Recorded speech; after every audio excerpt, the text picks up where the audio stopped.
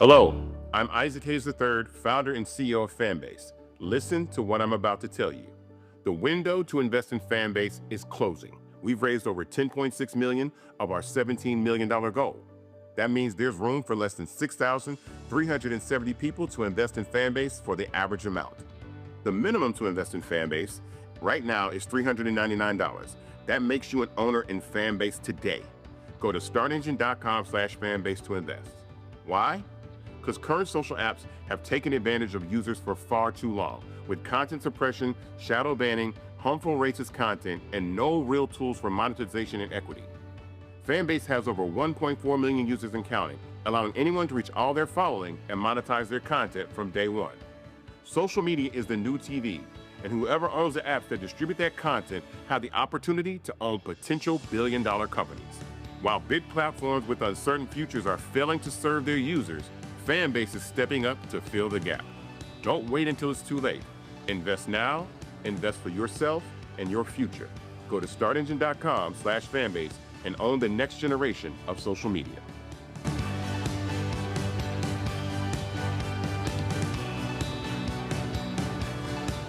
Folks, Black Star Network is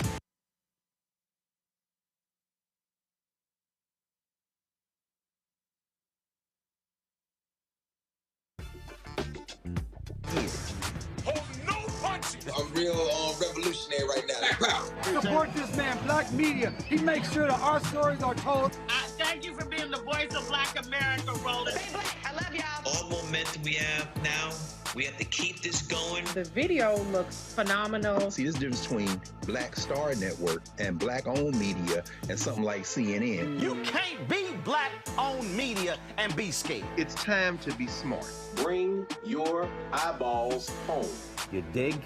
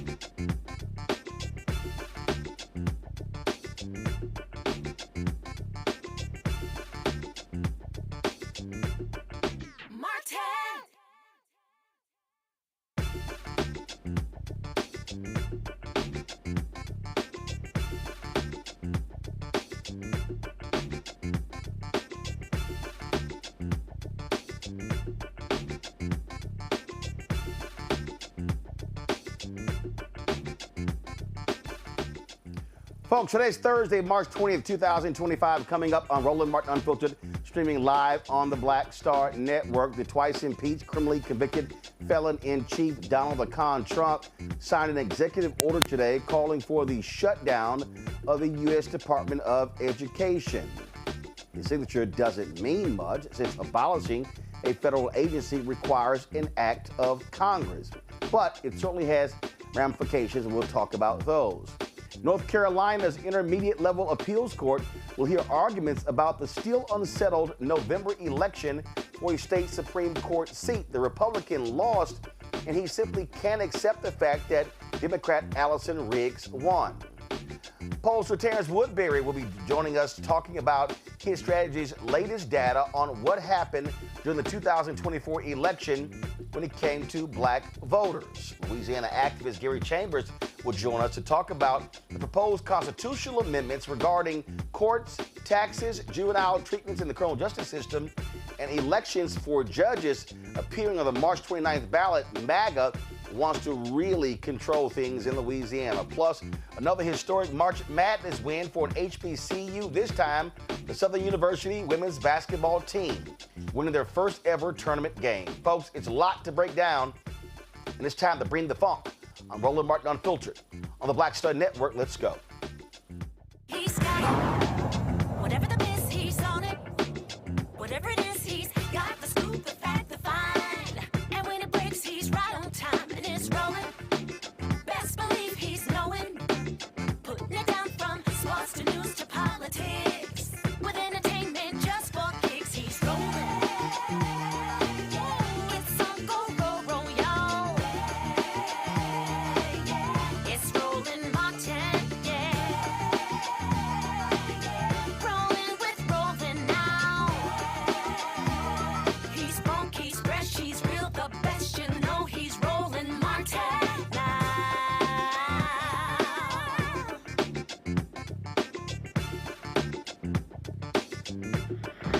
Martin. Folks, this is the twice-impeached, criminally convicted felon-in-chief Donald the Con Trump signing an executive order to facilitate the right's long-standing goal of eliminating the Department of Education. That was always the goal of the Republicans and Project 2025, and so that's what they're doing. During a ceremony in the East Room of the White House, this idiot Trump signed the order while flanked on each side by school children seated at desks. While the order recognizes that it would take an act of Congress to completely shutter the department, Trump directed Education Secretary Linda McMahon to do all she can to achieve that goal. The con man said the department will preserve useful functions like Pell Grants, Title I funding, and programs for students with disabilities. Do we have any audio of him talking? If y'all got anything, just go ahead and roll it. All right, so here's the deal. They're going to sit here, and what they're doing is, again, they want to completely gut the department. They've already laid off half of the employees. This is what they have always done and what they want to do. And again, this is what their goal has always been. My panel, Dr. Nola Haynes, she is Georgetown University School of Foreign Service out of D.C., political sis, social media, political activist out of Knightdale, North Carolina. Reese Colbert, host of the Reese Colbert Show, Sirius XM Radio out of Washington, D.C. Reese, I'll start with you. I mean, bottom line is this here. This is always what they wanted to achieve. They are blaming the Federal Department of Education for the problem with education. I'm here in Texas right now, and in fact, we're going to have also on the show, I got a chance to chat with State Representative Jolanda Jones, and we talked about a couple of things. We talked about the voucher scam bill here in Texas, and we also talked about the Texas Education Agency takeover of the Houston Independent School District. But here's the whole deal. 90% of the funding in America for schools is state and local. So this idea that the problem with education is all because of the Department of Education is right-wing fiction. Mm-hmm. Well, yeah, I mean, the right wing education system has created the problem with us having lower literacy scores, lower math scores compared to other industrialized nations. Look, this is about undoing the progress since Brown versus Board of Education. This is about creating separate and unequal. It is about creating a caste system, or not creating, but entrenching a caste system in which wealthier people get to send their school kids to better schools, in which underprivileged, and I use that in air quotes, underprivileged kids have no recourse for underinvestment in their areas, in their schools, where kids who have disabilities do not have any recourse in ensuring that they have equal access to education, whether that be learning disabilities or physical disabilities. And so this is about making it harder for the playing field to be leveled through education. It's also about eroding the middle class. It's about taking away investments like what Biden-Harris did by expanding public student loan forgiveness and other student loan forgiveness programs. And so this is a full-on assault on all of the mechanisms that have been put in place over decades to make education slightly more equitable in this country. The way to make more progress is not to undo the progress that's been made, but is to double down on it. And this is the exact opposite of that. Nola, people really need to understand, and again, all of these crazy, deranged people on the right, they literally have no clue. They don't even understand that the states that benefit the most from the federal Department of Education are red states like Tennessee, South Carolina, Mississippi, Alabama, Arkansas. So they just want to just go ahead and cut their noses off to spite their face. Ooh, I am burning up about this issue. I knew it was coming. It's here.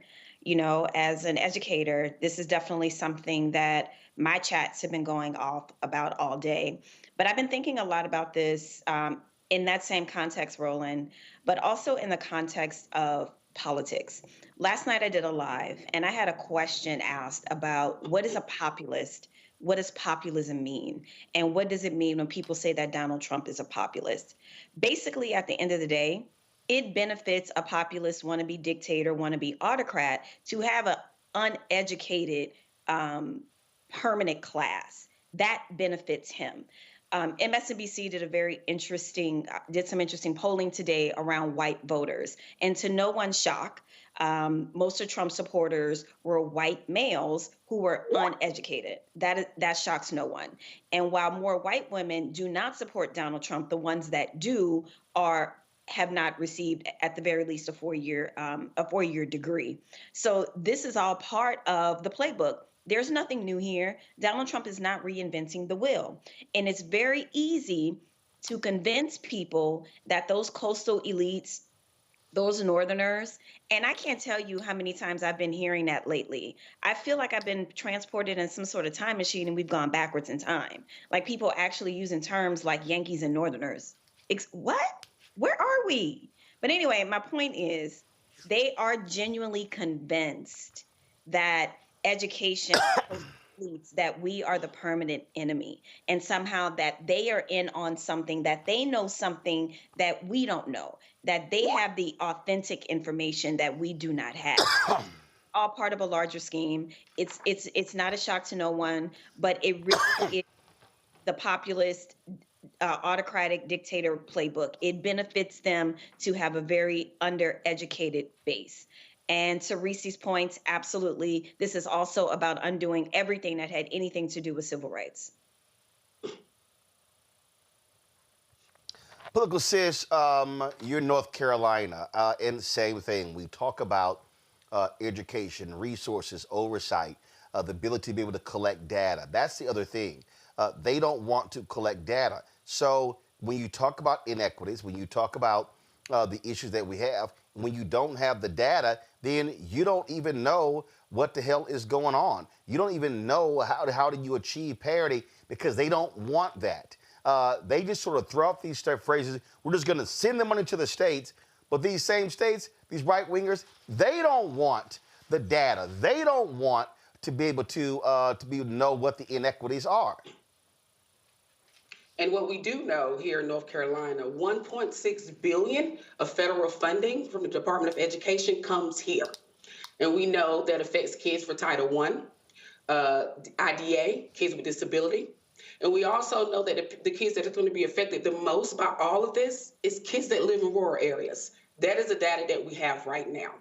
So also don't forget about federal loans, grants. So we're talking about community colleges.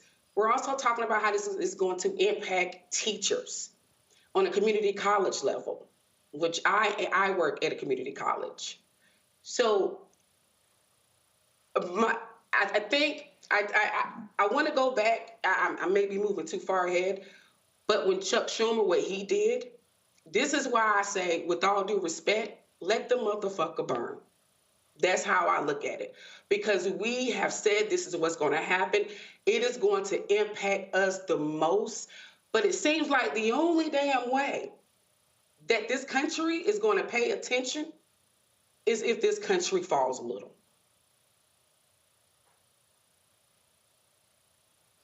Well, listen, people need to understand what is going on. This is going to continue. There's going to be more of this. And I'm going to say it again, Reese, and I don't care what anybody says. We understand. We know what's going on. Black people are very clear. White folk are going to have to get pissed off and outraged for them to understand what's really at stake. Because there was an analysis done on MSNBC. 71% of the electorate in the 2024 election, and we're going to talk about this with Terrance Woodbury, 71% of the 2024 electorate was white. Mm-hmm. Yep. Well, and they are starting to get pissed off, but the question is, will that translate into a change and a shift in voting patterns? Will that cause some of them to stay home if they can't hold their nose and vote for Democrats? Will that cause some of them to shift in the way that people like to pretend like Black people shifting from the Republican Party to the Democratic Party was all some mindless zombieism that we were infected by, as opposed to an act of self-preservation?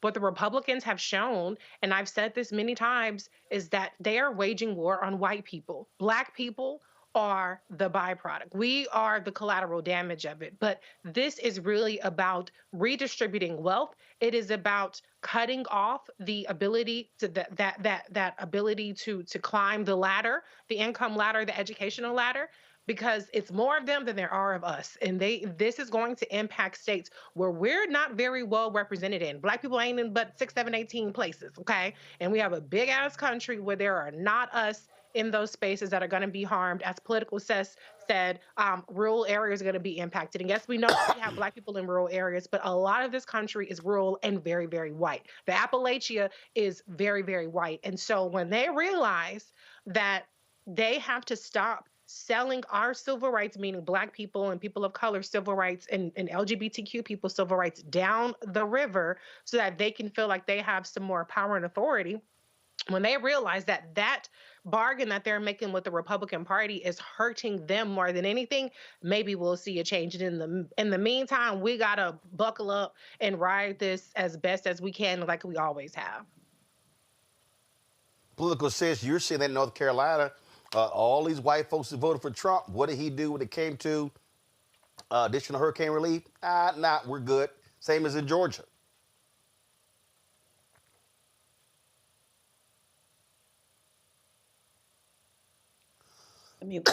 You're on mute. You're on mute. I'm so sorry.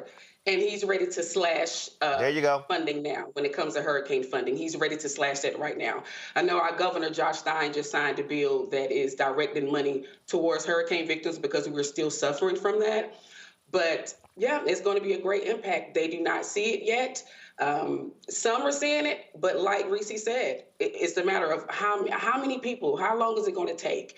And with all due respect, when I say let this shit just fall, because they don't get it. They still think here in North Carolina, which is a purple state, they still think that it's going to affect us the most. Like Reese said, in rural areas, the majority of people that live in rural areas are white, poor white folks, who a lot of them don't have transportation, by the way. So good luck with private schools on getting your children there.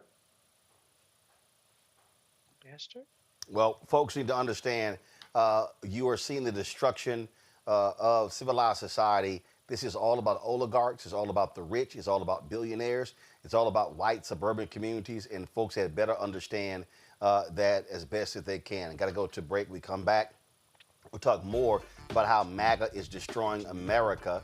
That's next right here on Roland Martin Unfiltered on the Black Star Network.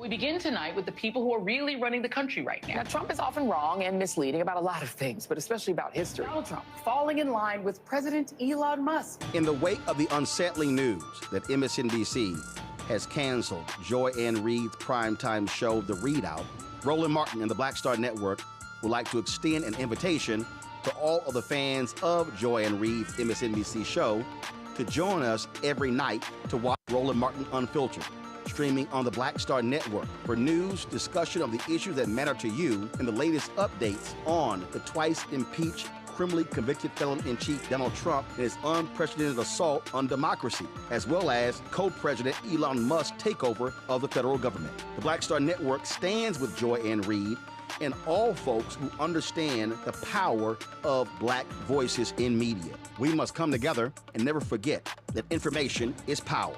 Be sure to watch Roland Martin Unfiltered weeknights, 6 p.m. Eastern at youtube.com/Roland S. Martin or download the Black Star Network app. This week on The Other Side of Change.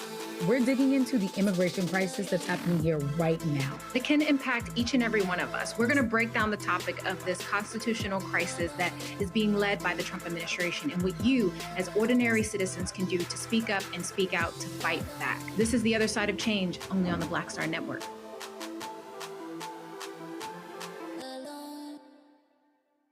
Now that Roland Martin is willing to give me the blueprint, hey, Cyrus, I need to go to Tyler Perry and get another blueprint because I need some green money. The only way I can do what I'm doing, I need to make some money. So you'll see me working with Roland. Matter of fact, it's the Roland Martin and Cheryl Underwood show. Well, should it be the Cheryl Underwood show and the Roland Martin show? Well, whatever show it's going to be, it's going to be good.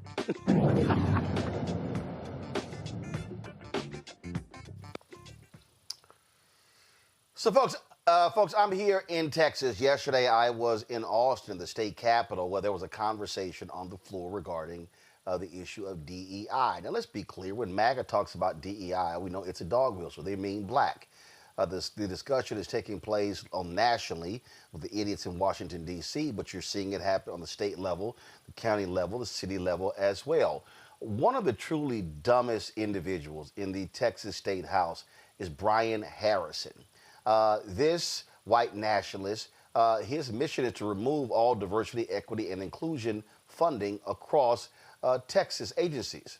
It's being met by resistance from Democrats and some Republicans. So here's this fool, Harrison, explaining why he is leading the DEI budget slashing efforts in Texas. I am a liberty person. We have gotten far away from the principles and the values that made our state and our country great, of limited government, low taxes, low regulations, maximum individual freedom, free markets, private property rights. And here's what I can never, and I wish every elected Republican would remember this.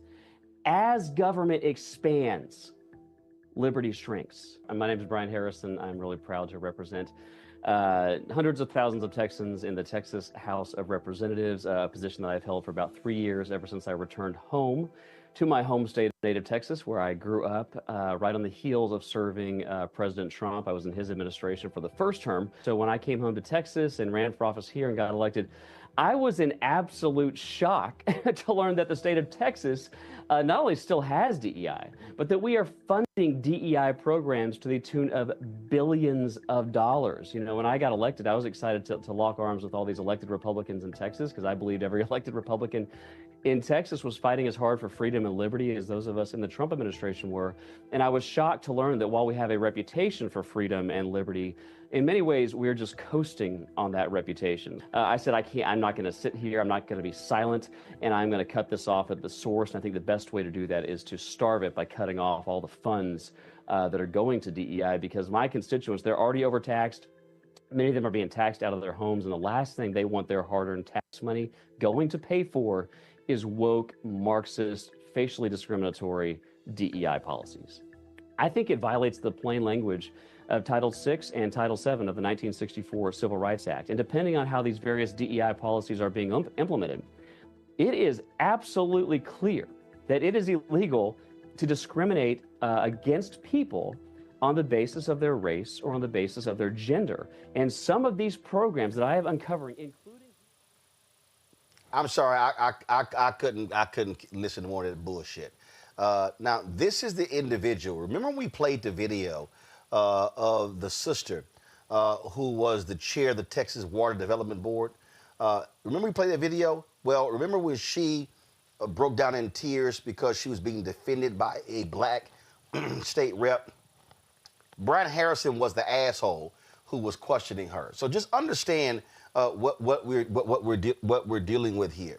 And you know, this is a moment, Nola, where I really need African Americans not to play this BS game that these people love. Because let's be real clear. With the impeccable credentials of Supreme Court Justice Ketanji Brown Jackson, they call her a DEI hire. You can be a black woman or a black man who's the CEO of a Fortune 500 company. They're going to call you a DEI hire. And so here's what we do. And I get it. The natural reflex for many of us is to defend ourselves by citing our credentials. I have this degree. I have this degree. And then what we do is we fall into the same trap of I went to Harvard. I went to Yale. These white races, it doesn't matter. You could literally sit there and say, I have 3 PhDs as a rocket scientist, and they're going to say, you're still a DEI hire. So we need to be fortifying black folk to, first of all, say with all of your chest, kiss my ass. I'm not about to start reciting my credentials to white racists who have no respect for the credentials, because they're going to say, oh, well, you got into college, you got a scholarship, you got these things. I told y'all the story of my sister. They were at a baseball game or a soccer game or something, and she mentioned her son got a scholarship to Seton Hall, and one of the white women went, well, my blonde-haired daughter likely is not going to get one of those. My sister said, well, guess what? At the welcome reception, it was a whole lot of other blonde-haired, blue-eyed kids who were there with their parents, so maybe your daughter needs to study harder. That's the kind of energy we have to fire back at these folks, because they don't care. They don't see white mediocrity. In their minds, I need everybody who's watching and listening to understand, in their minds, any job that a black person has, they believe that's their job. They believe that they were taken. Remember the white girl, Abigail Fisher, who sued the University of Texas? And then when they went to the Supreme Court, they discovered that, oh, black and Latinos didn't take your spot. It was other white kids who had less credentials than she did. And that's just how they think. So you're never going to get one of these white racists to go, oh, you know what? You're right. You are talented. You do have the credentials. So we just need to fortify our people to not always go into that mode of, well, if I can show them and prove to them how smart I am with all my credentials. These white racists don't care. No, they don't. The credentialing game does not work. It absolutely does not work, because to your point, it's not about that. We can go, I was listening, I could only listen to him for so long before I muted him. But what was so interesting about what he was trying to sell the people in Texas is this idea of liberty and freedom. That is, when I talk about the playbook, there's nothing new in the playbook. There is a situation in history when Benjamin Franklin went to France trying to get them to fund our war against Britain, right? So we could so-called have our freedom. France repeatedly remind them, y'all have slaves though. So this idea of freedom and liberty has never applied to anybody here that looks like us. We have never been included in that, right? So freedom and liberty to them means to operate with without impunity. You know what I'm saying? And so for them, diversity, equity, and inclusion holds up a little tiny mirror, just a tiny bit, to show them that things have not been fair. And that is an uncomfortable notion for a lot of the MAGAs to sit with, right? And you had mentioned earlier, or we had a conversation earlier before we went to break, about MAGA. They are so conditioned, that 35% is so conditioned. They are so conditioned to believe all the talking points, that any Black person in any job does not deserve it. Any brown person they see anywhere must be an illegal immigrant, and that somehow they are the victims and they are oppressed. They get a steady diet of this. Those people are gone. They are beyond radicalized. This is a lifestyle. This is a culture. They are gone. I'm not interested in trying to meet them where they are. It's not going to happen, and I'm not going to waste my time, my energy, my lip gloss. I'm not. They are a done deal. Political says, I referenced this NBC poll a little bit earlier, and they talked about where white voters stand, and the group that loves Donald Trump the most are white men with no college degrees. The second group that loves him are white women with no college degrees. Now, white men with college degree, it's like +1 or +2%, but the group that hates him the most is really white women with a college degree. When you talk about DEI, guess what? White men with no college degree, number one, who wants to get rid of it. White women with no college degree, number two. In a large number, white men with college degrees wants to get rid of it. What's the only group of white America that actually supports DEI? White women with college degrees. Because white women with college degrees have been the greatest beneficiary of affirmative action programs. But here's the thing that I find to be interesting, political sis, and maybe you, so we got an all-female panel here. Can y'all help me out? I don't see a lot of these white women defending diversity, equity, and inclusion. Do y'all? Well, let's keep in mind, it is a lot of... Oh, go ahead. I'm so sorry. Go ahead, Reese. Oh, no. It's you. You're up next. Okay. Political sis, go ahead. You have white women who... I think their focus is they just want to focus on their husbands, right? Forget about me, because like you said, it's the majority of white women who focus on keeping DEI, or white women with education, right? So, when you look at the people who came out and voted for Trump a lot was white women in rural areas. That's what we saw in North Carolina, right? And these women walk around here with no damn teeth in their mouth, oxygen tanks and shit, worrying about their husbands. And their husbands, by the way, are veterans, right? They're veterans who now they're finding out, guess what? Their asses benefited from DEI. So again, it goes right back to letting that damn ship sail. Go down. Reese, Reese, bottom line is here. These attacks on DEI are about attacking the economic independence, if you will, and the economic infrastructure of Black America. That's what this is all about. 100%. First of all, fuck them. We ain't got to explain our credentials to them. They'll never be satisfied anyway. But we are obligated to correct the record. So when this fuckface Harrison is saying that $1 billion is spent on DEI, it's not $1 billion spent on DEI.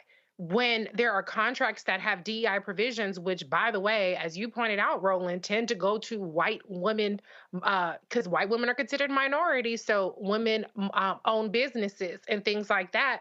That is a provision, but the services rendered are not DEI services. If a white woman has an asphalt laying company, or a Latino business lays roofs, or a Black business is providing engineering services, those are not DEI services. Those are standard services provided by people who are not white men. So to your point, Roland, this is about attacking the leveling of the playing field. This is about the fact that these white folks do not believe that any of us should have anything. They really don't believe that each other should have anything. They just believe that they alone should have the resources. So it's not even about that they want white people to get ahead. They want to get ahead because when white people are given the opportunity to support their own brethren and sisterin with health care, expanding Medicaid being one of those things, with shoring up Social Security, with environmental protections, with higher minimum wage,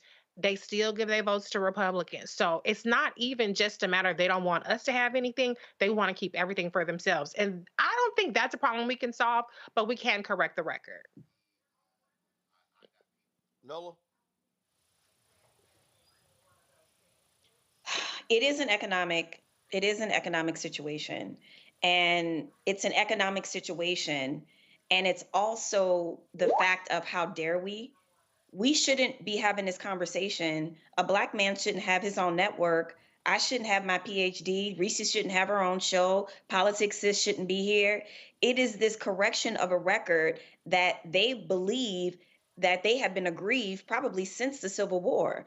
There's been some very interesting kind of migration tracking that's been going on, talking about how the white Southern migration, how we had a lot of those folks on the West Coast, like in Colorado and all those different places, you know, during the gold rush and all those different things.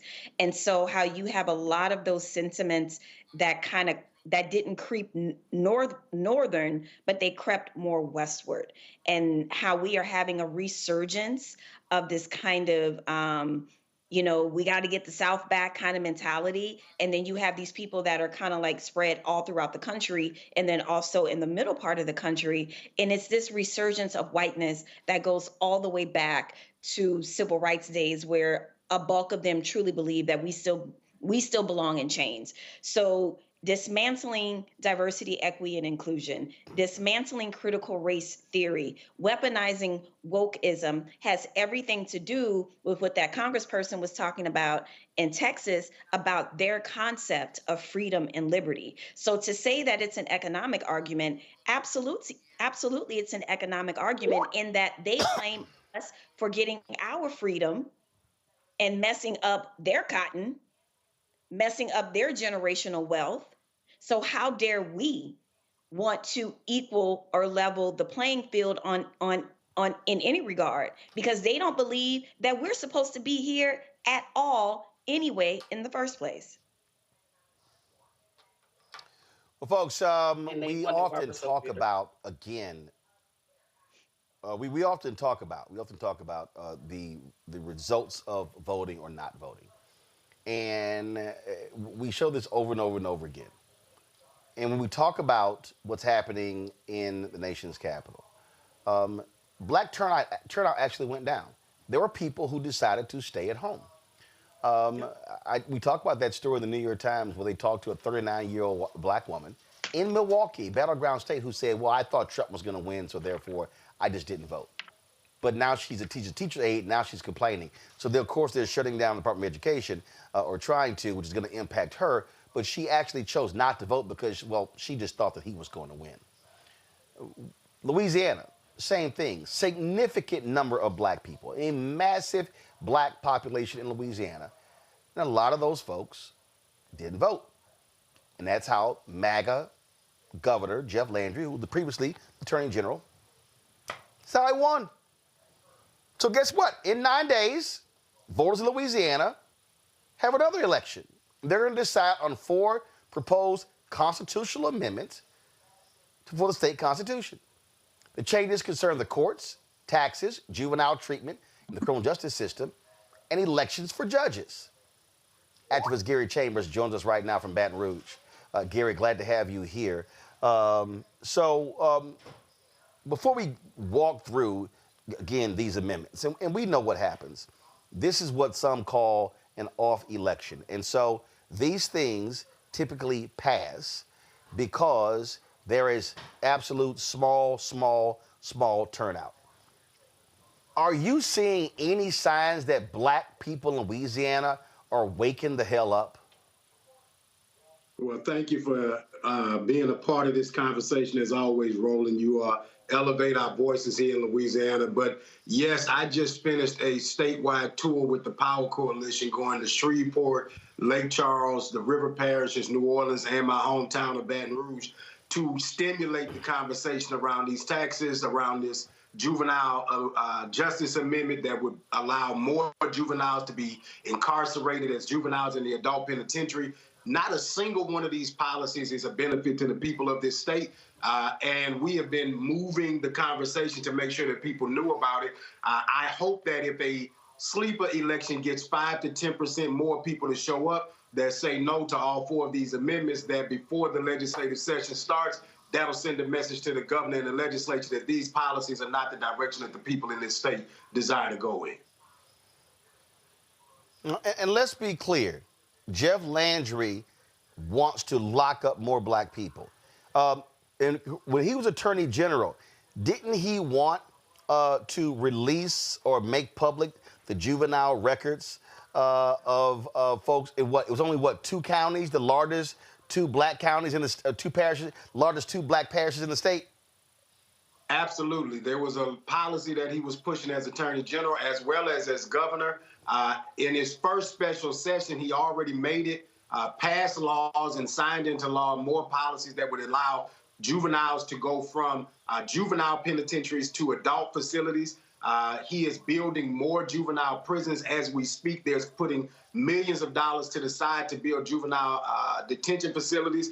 This governor has been a disaster for young people in the state of Louisiana since the day that he took the oath of office. And I think that a lot of folks thought that things would be different or slept on the election, and now they're going to end up paying the consequence. But you have the ability to slow them down at the ballot right now. Early voting is actually going on now through Saturday. And if people are showing up at the polls, they understand that, number 2 is about taxes, Roland. They want to take $1.7 billion out of our revenue stabilization fund and move that money somewhere else. They want to tax whether or not you get taxes on takeout orders. There's a whole host of things that poor folks will end up paying more money in taxes because they want to give a flat tax, and they're going to give this impression that teachers are going to get a pay raise. They're giving it an impression that you're going to get more money in your paycheck. But at the end of the day, if the tax rate is taxing more things than sales taxes, poor people are paying more taxes out of this tax plan.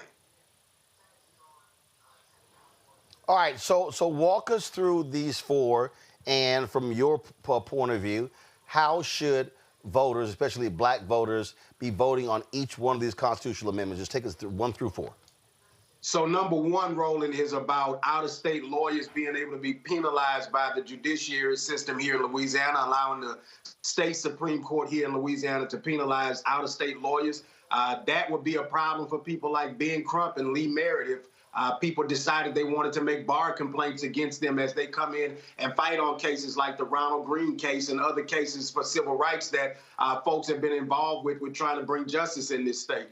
Constitutional Amendment number 2, and to be clear, on number 1, if you are an out-of-state lawyer and you violate our policies, there's already a procedure to go through to penalize those lawyers. Number 2 is a complete restructuring of our tax system here in Louisiana. Now, we do have a broken tax system here in the state of Louisiana. We have the highest sales taxes in the country, but this would give us a reduction in income taxes in some ways, but that reduction would end up in higher sales taxes than we already have. And we know that people who are poorer or have less money will be impacted by that more. So if you make $350,000 a year and this tax plan goes into place, you may not feel anything other than more money in your bank account. But if you make $50,000, $60,000 a year and they're taxing your takeout services, they're taxing your subscriptions, they're taxing more things, these things will cost you more money in the end because of the sales tax that's attached to what is going on.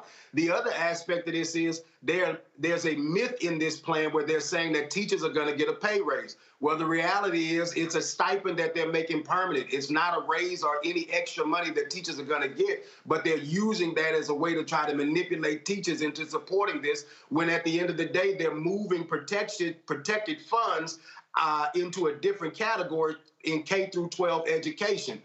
Number 3 is extremely egregious, Roland, because number 3 gives the ability to give more penalties that they will incarcerate juveniles for. Now, if you're a juvenile and you commit murder, rape, or certain violent crimes, you already will be charged as an adult. This would take the Constitution and allow them to take those charges out of the Constitution. And so if a kid is at school, the kid happens to pick up his friend's cell phone, they say they stole a cell phone, a kid steals a cell phone, that kid could be then charged as an adult for a $500 theft in any situation, depending on the parish that you're in.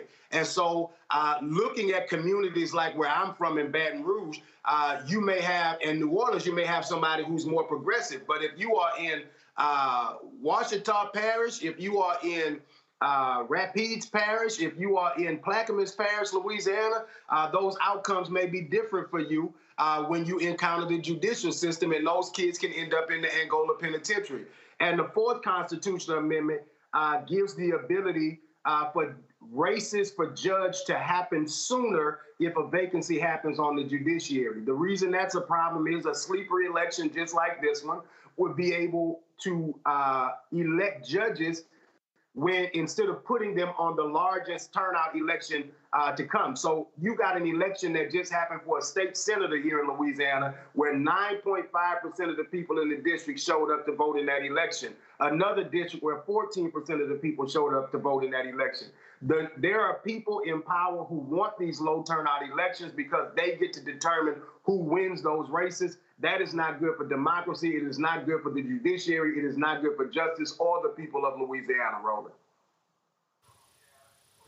Questions for my panel. Political Sis, you're first.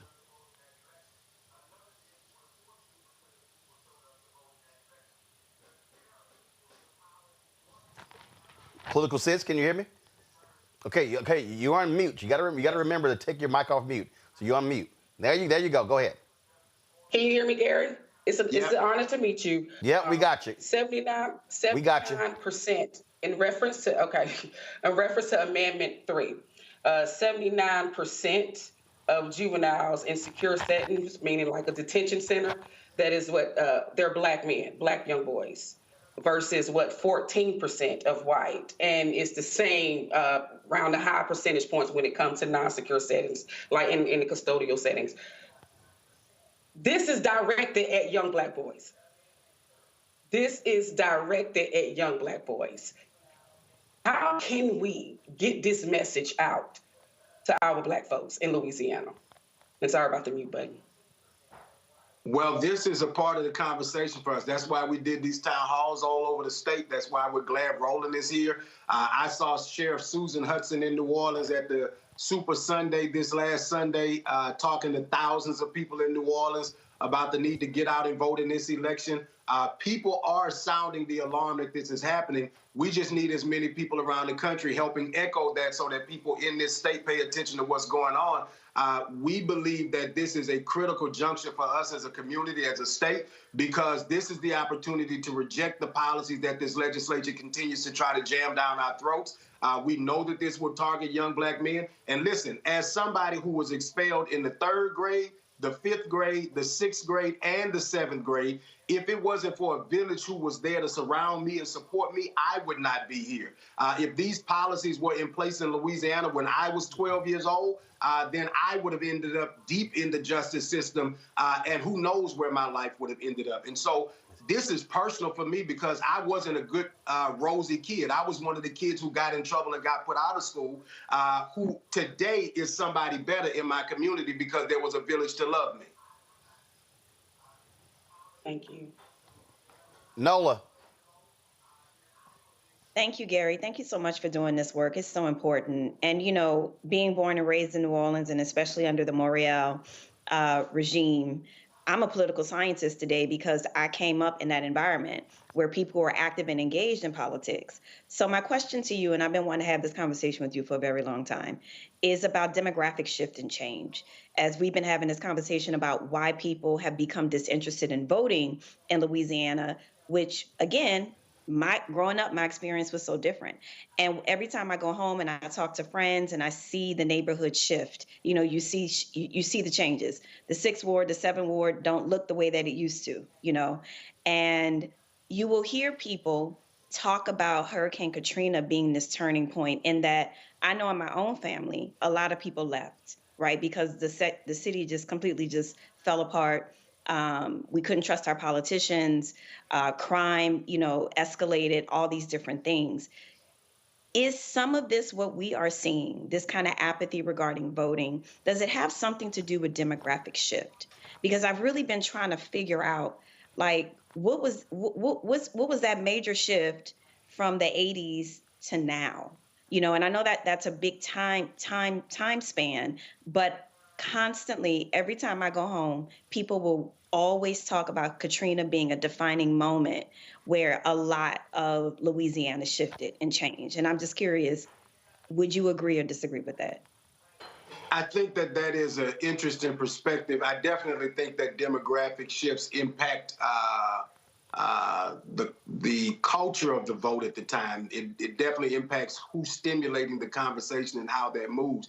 I think we have enough Black folks in this state that we could be turning out. What I think impacts us the most is a level of disenchantment that turns to resentment, and that resentment turns to apathy. If my elected leaders continue to ignore the issues that are most important to me, the same way Chuck Schumer is ignoring the majority of his base right now, saying that they want to see a fighter, then the only way a voter can make a politician pay is not to support them, to support another candidate, or not to show up. If they feel like you aren't showing up for them in a meaningful way, then why should they show up to vote? And there's a lot of people who feel like government is not impacting my life in the ways that I would like to see it. So therefore, I am not going to participate in the process that is not benefiting me. Now, is that a perspective that is beneficial to us as a collective? No, because there's a whole host of things that government is doing that we need to be we need to be consistently fighting to make sure this stays in place, such as our civil rights that are now being eroded away. However, for young people who have no connectivity to a lot of these things, and for people who are disconnected from the process, civil rights are not the number one issue for them. Economic rights are. And we are not, as a collective, putting a grip on an economic policy for our community in a way that I think makes them bite the bullet and show up. Reese. Thank you. Gary, I appreciate the work that you do, and you're the name I always invoke when I talk about how we have the capacity to make the difference in these elections. Can you talk a little bit about the amendment around the judiciary and how this is part of a pattern we're seeing around Republicans to take away the self-governance, the ability to have a judiciary actions be influenced by electeds that people are electing locally, as opposed to statewide or appointed judiciary oversight, that this amendment would help, shift the balance of power away to. I'll give you an example. Here in Baton Rouge, Black Democrats in the last two election cycles became the majority of the judges in the 19th JDC, which is the local court system here in Baton Rouge. Well, if you have a judge that is removed or vacant for any reason, then you move the date of the election up. That helps the person with the most money win those races. What has helped Black judges in a lot of cases here in Baton Rouge is if all of the judges are on the ballot at the same time, they are all raising money at the same time. And even if you don't have the most money, you can be competitive because there's a bunch of other Black judges on the ballot. When you're the only Black judge and you're struggling to raise $50,000 to be competitive in a race where somebody else may have $150,000 at the drop of their hat, that means that person is more competitive. It means that they get the majority on the local bench. And when they have the majority on the local bench, they determine the makeup of the court, what the court looks like, and how the court activates within your local community. That's the same makeup problem that other parishes that are majority Black would face in this situation. And these are methodical ways that conservatives use policy in order to tweak the balances of power in their favor by making sure that there are as few as people possible showing up in these local elections. All right, then. So, Gary, early voting is happening right now. When does it end? This Saturday is the last day to early vote, and then Election Day is March 29th. Well, black folks, this is where we must show up and show out. And this is real simple. You cannot complain about what Jeff Landry is doing and his MAGA attorney general and Republicans now have a supermajority if you don't vote. That's how there's a guaranteed way for them to have power, and that is if you actually do not show up and vote. So I really hope folk now recognize what sitting at home does. It does nothing but make our lives worse and miserable. And again, I really hope that the black folks in Louisiana show up. So, man, continue the great work. You know, we'll certainly keep supporting it. The tour was awesome, and I just really hope that folk in Louisiana realize that what Stacey Abrams and Warnock and others did in Georgia can happen in Louisiana. But you can't talk about maximizing black power if you're not organized and mobilized. That's right. Thank you so much, Roland. And vote no on all four. Appreciate it. Thanks a bunch. Folks, got to go to a break. We come back. We're going to talk with Terrance Woodbury about data regarding the 2024 election. We're going to discuss that. You're going to hear from State Representative Yolanda Jones here in Texas about, again, we're going to talk about what happens when you do not vote. Well, this relates to the Houston Independent School District being taken over by the Texas Education Agency and how that has led to an awful situation in Texas. So lots for us to unpack here. Folks, don't forget, support the work that we do. Join our Bring the Funk fan club. Your dollars are critically important for us to do the work that we do.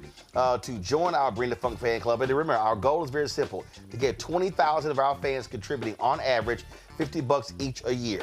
That's $4.19 a month, 13 cents a day. That $1 million is critical to fund the things that we do, the live broadcast we do on the road, our staff, all of our functions, plus not just my show, but the 4 other shows that we have on the Black Star Network. And our goal is to add 2 to 3 more shows, to add staff writers. We want to turn blackstarnetwork.com into a news portal. But all of that takes dollars.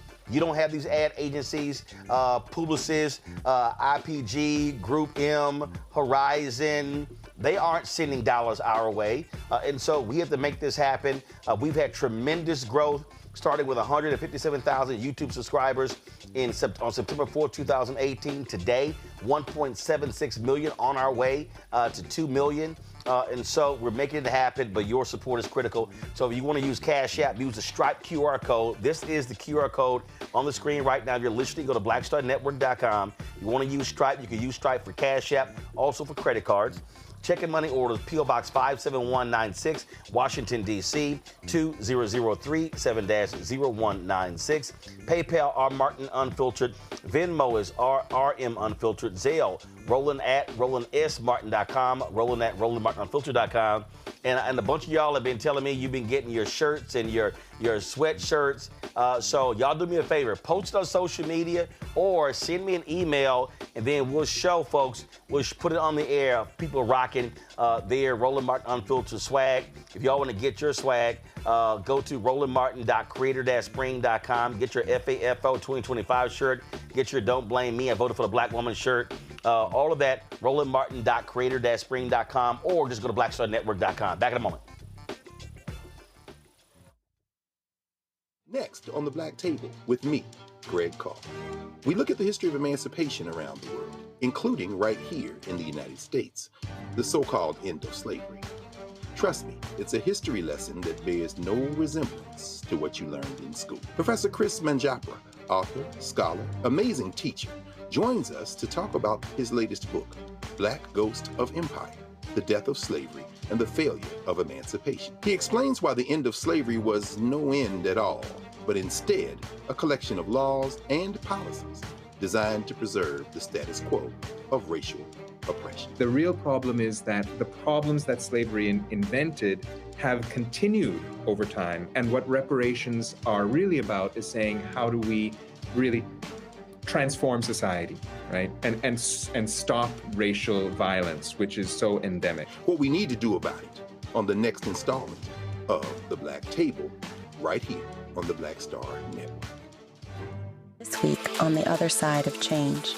We're digging into the immigration crisis that's happening here right now. It can impact each and every one of us. We're going to break down the topic of this constitutional crisis that is being led by the Trump administration and what you, as ordinary citizens, can do to speak up and speak out to fight back. This is The Other Side of Change, only on the Black Star Network.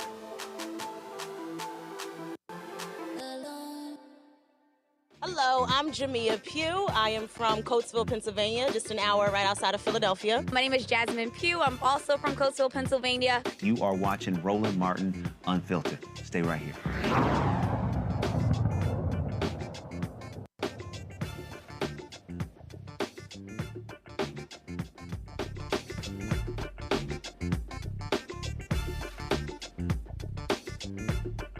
Folks, we talk about elections. What do I keep saying? Elections matter. In the last election, black voter turnout dropped. A lot of people stayed at home, not just African Americans, Latinos, young voters as well. And so what really happened? How did Vice President Kamala Harris lose to Donald Trump? He's running around talking about this mandate he got, and he got this and got that, won all these counties, all these things, and you got a bunch of people hollering, talking about, yeah, it was a mandate, but the reality, was it really a mandate? Well, Terrance Woodbury, Hit Strategies, has really been going through the numbers, but also been doing focus groups, getting a sense of what happened, and so he joins us right now. Terrance, glad to have you here. Let's walk through the data. So give us the top line of what you have discovered, what happened in November, especially with African Americans. Absolutely, Roland. Thank you for having me, man. Look, Hit Strategies has been poring over exit poll data, voter file data, and sitting with black voters in focus groups since the election to really understand what happened. Where was there underperformance? Where was there underperformance, and why? Why did it happen? There's a couple of trends that we're starting to see here, man. Number one is that Democrats, frankly, underperformed with all of their base voters. Every group that you would consider a Democratic base voter, we got less votes with. That includes Black people, Latinos, young voters, voters of color, men of color, urban voters, working class voters, all the groups that you would consider. The one I want to focus on, because we've talked a lot about the gender and the generation gap between black voters, that black men and younger black voters are showing up a little bit different than some of their counterparts. Well, black men, compared to any other group of men of color, held the line. Only 2% drop off from Joe Biden's 79% support amongst black men to Kamala Harris's 77%. Again, that's the smallest drop-off of any group of black voters. What concerns me there, Roland, is the trend over time. It is not that we lost 2% of black men in this last election. It's that we lose 2 to 5% in every election. And that's how we go from the 92% of black men's support for Barack Obama and 82% of black men's support for Hillary Clinton to 77% for Kamala Harris. I want to be clear that Democrats don't just have a black men problem. Democrats have a men problem, especially young men, especially men of color, and that's exactly what we've been digging into. So what's the reason behind that problem? What are they saying? And how do you fix it? Yeah, so there's a couple of things that we're seeing here, and these are trends we've been lifting for quite a while. The first is that on some of these social issues, Roland, we are discovering that Democrats really don't know how to talk to black folks about issues of gender, sexuality, race, the role of gender in society. In fact, I just want to show you read you some of the poll numbers here. Amongst black men, amongst all black voters, 66% of black voters agree that men should be head of household. My mama agrees with that. My daddy agrees with that. 59% of black women agree with that. 75% of black men agree with that. But why does that matter? Because when in our research as a Kamala Harris pollster, as one of the pollsters for this campaign, when we discover that there are some groups of voters that have concerns about voting for a woman, well, we shouldn't wag our finger at them and shame them and tell them there's something wrong with them, because that's not what That's not what we're seeing in this data. In fact, when they say that men should be head of household, we know that a lot of black folks get that from church. They got that from the pulpit. They got that from their pastor. They got that from their Bible. And so we're asking them, we're telling them that their Bible has been wrong. And so instead, what we need to do is offer an alternative vision of society where gender roles are evolving and where there is absolutely a role for men in it. And that not all masculinity is toxic. But what is that non-toxic masculinity that we're embracing on the left? What does that look like? How do we demonstrate examples of it? And how do we make black men feel like they're a part of it? So Gavin Newsom has this podcast where he recently broke from Democrats when it came to the issue of transgender. Donald Trump, MAGA, was highly successful last year in running, more than $200 million in ads, specifically dealing with transgender surgeries for inmates, but also, as they frame it, men playing women's sports. And I can tell you individually, I heard from black men who were very supportive of Vice President Kamala Harris, very supportive of Democrats, who were like, yo, they're right. And what a lot of people don't understand, and let's be clear, the Harris campaign blew this off like it was no big deal. In January, February, and March, MAGA, the MAGA PACs were running these ads on black radio stations in Detroit, in Atlanta, and other places. They were essentially testing the ground. They came back awesome. What then happens? That clip of Charlemagne and DJ Envy saying, I don't want transgender prisoners getting surgeries, was the second most effective ad out of all the ads that Trump and MAGA ran. So what does your data say on that issue? Because a lot of Democrats, let's just be clear, coming out of Black Lives Matter, I heard people say, yo, how has this become such a dominant issue? Is that also one of the cultural issues you're seeing show up in your research? Yeah, that's exactly right, Roland. I'm glad you brought this up because there was some misperceptions about that trans ad. I'm glad you described it the way you did because a lot of people remember that very famous tagline, she's for them and they, and I'm for you.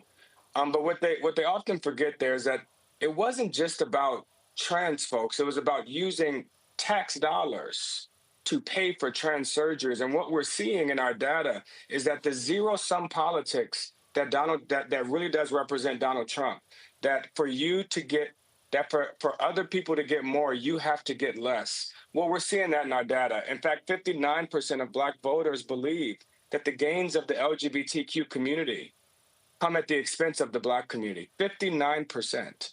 64% of black voters believe that the gains of the Latino community come at the expense of the black community. But I want to correct some misperception here. When I see those numbers, 59% of black folks saying that they agree with that LGBTQ gains come at their expense. That's not an anti-LGBTQ number. That's not an anti-trans, anti-gay number. What I see there is a pro-black response that when I look at the black community, I see that we're not getting what we need. And folks that are feeling that pain in their communities need a reason for it. This is just, basic human psychology. When I said this on a podcast recently, that when your life sucks, you want to understand why it sucks. And if the person asking for your vote can't tell you why it sucks, then how can they unsuck it? And so Donald Trump came along and told groups of people that the reason that they're feeling this pain in their communities is because another group is getting more, is because immigrants are taking black jobs, is because trans people are taking your tax dollars. Well, what Democrats have to do is, one, we need to learn how to talk about some of these hot button issues in ways that resonate with black folks, but we also need to give people a reason for their pain. Why don't you have what you need? Why does your kid's school not have what it needs? Why does your community not have the resources that it needs? And if it's not going to be because of trans people, and it's not going to be because of immigrants, and it's not going to be because of DEI, then what reason are Democrats going to give? And I think our data gives us some daylight on where we need to go here, because the next question that I want to the next data point I want to point out here is that, and this is amongst all voters, not just black voters, 73% of black people, 73% of registered voters believe that greedy corporations and billionaires have rigged the system to keep themselves rich. 73%.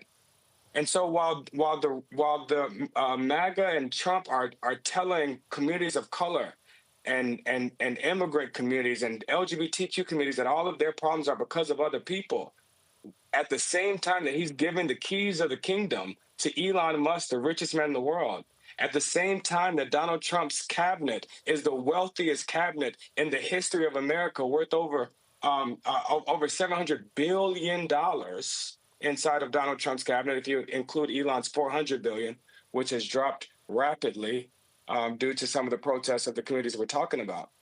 But if we're not able to offer the alternative, that it is not because of the person that has less than you that you have less, it's because of the people that are hoarding all the resources at the top, that are pillaging our government, and that are cutting services for the least amongst us in order to make themselves rich. I could tell from the data, Roland, that not only black folks, but Americans will believe that, and we can begin to mobilize the multiracial coalition that is being splintered by these zero-sum politics. So your biggest three takeaways, you said that in number three, voters trusted Trump on the issues they cared about the most, the economy and immigration. I bet they sure as hell are regretting that. But let me break that down. First of all, 10 of the last 11 recessions, Republicans.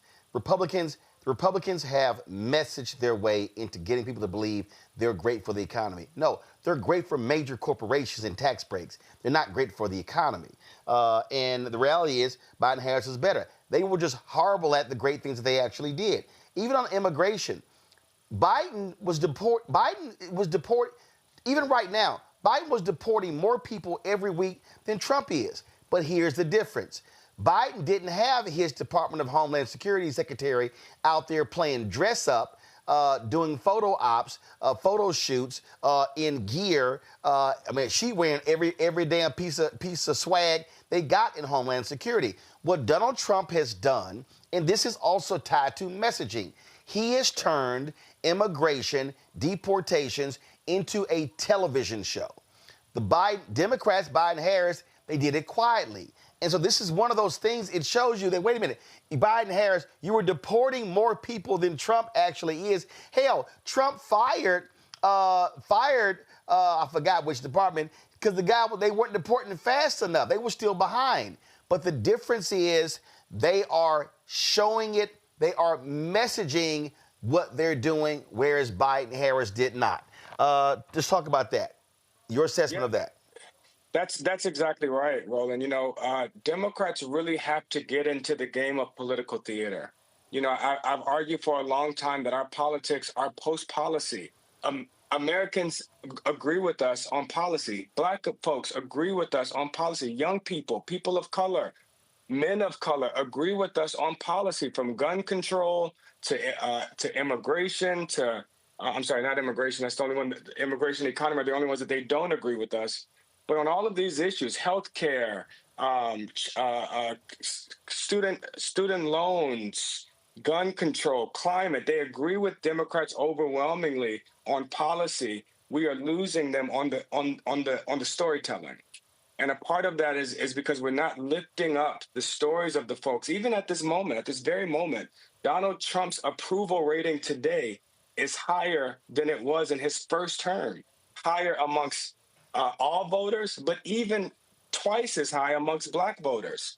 In Donald Trump's first term, he had a 15% approval rating from black folks at this time in his first term. And now Donald Trump has a 32% approval rating amongst black folks. And that's because we're not connecting the dots on how the actions that he's taking are hurting black communities, are hurting black people.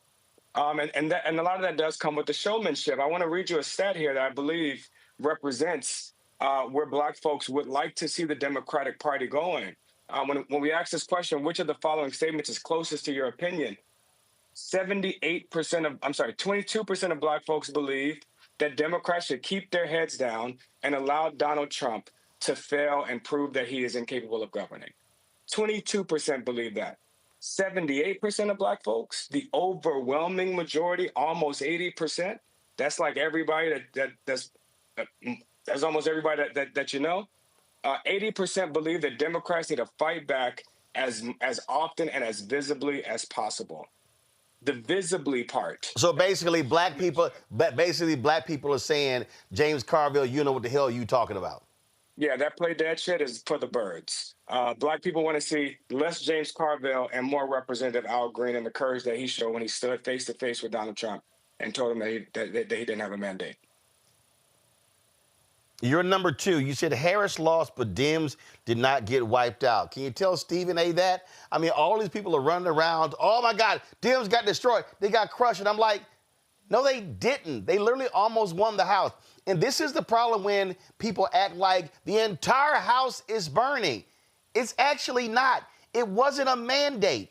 The reality, I mean, we're talking about the shifts that she could have actually won, but when you had all these factors at play, Biden in the debate, him dropping out in July, I mean, you had all, frankly, Biden insiders trashing Harris in 2021, 2022, 2023, 2024, causing her numbers to go down as well. The reality is she almost pulled it out. That's right. That's exactly right, Roland. Look, Kamala Harris was able to close a double-digit deficit. Joe Biden was down double digits in battleground states. He was down more than 20 points amongst young people, almost 20 points amongst Black people. Kamala Harris joining the ticket closed that gap in just over 100 days. She was able to close that gap. And in fact, she won 73 million people, 73 million votes. That's the second most votes ever by a presidential candidate, second only to the person that beat her in the same election. That means that Kamala Harris got more votes than Joe Biden when he won. She got more votes in Georgia, in North Carolina, in Michigan than Joe Biden got when he won. And so this idea that there's a mandate, if anything, I would argue that there's that the country is split and there's a mandate for the other half for the other half of the country that didn't win, that there's a mandate for us to start representing the opposition and not the minority. That folks that have, regardless of what party you're a part of or who you voted for, if you see what's happening and disagree, you are in fact a part of the opposition. That was 73 million people that saw the MAGA shit that he was presenting and said no. And that is a growing coalition, including 10% of Republicans who voted for him and disapprove of the job that he's doing. And so there's an opportunity here for Democrats to really mobilize this growing opposition of folks that would like to see more Democrats fight back as much and as visibly as possible and not roll over and play dead the way James Carville is encouraging them to. Your number 1, and we're going to talk about this before I go to my panelists for questions, something that we've said, I consistently said during the campaign, you got some of these Negroes out here like, oh, Roland, you got $350,000 from the Kamala Harris campaign for ads, but they want to ignore the other $599,700,000 that was spent on ads that largely white media got. You said underinvestment caused significant erosion to Democratic base, could signal a realignment if not corrected. The bottom line is this here. The people who are more likely going to vote for you is your base. You must shore up your base. I'm sorry. I was there the day before the election. That damn Kamala Harris rally in Philadelphia was fucking obscene. It was obscene. And I mean, I was standing there, we're covering it, and I'm like, I wonder how much all of this costs and if they put this much money into the ground game in Philadelphia alone. When we were in Houston, I'm born and raised in Houston. I love my city. But the rally before the election in Houston was dumb. It was dumb. And I'm sitting there going, I wonder how much has been put. The fact of the matter is that the Democrats, and this is white Democratic strategists, white Democratic media strategists, white people who run campaigns. And I'm going to say this. You don't have to say it.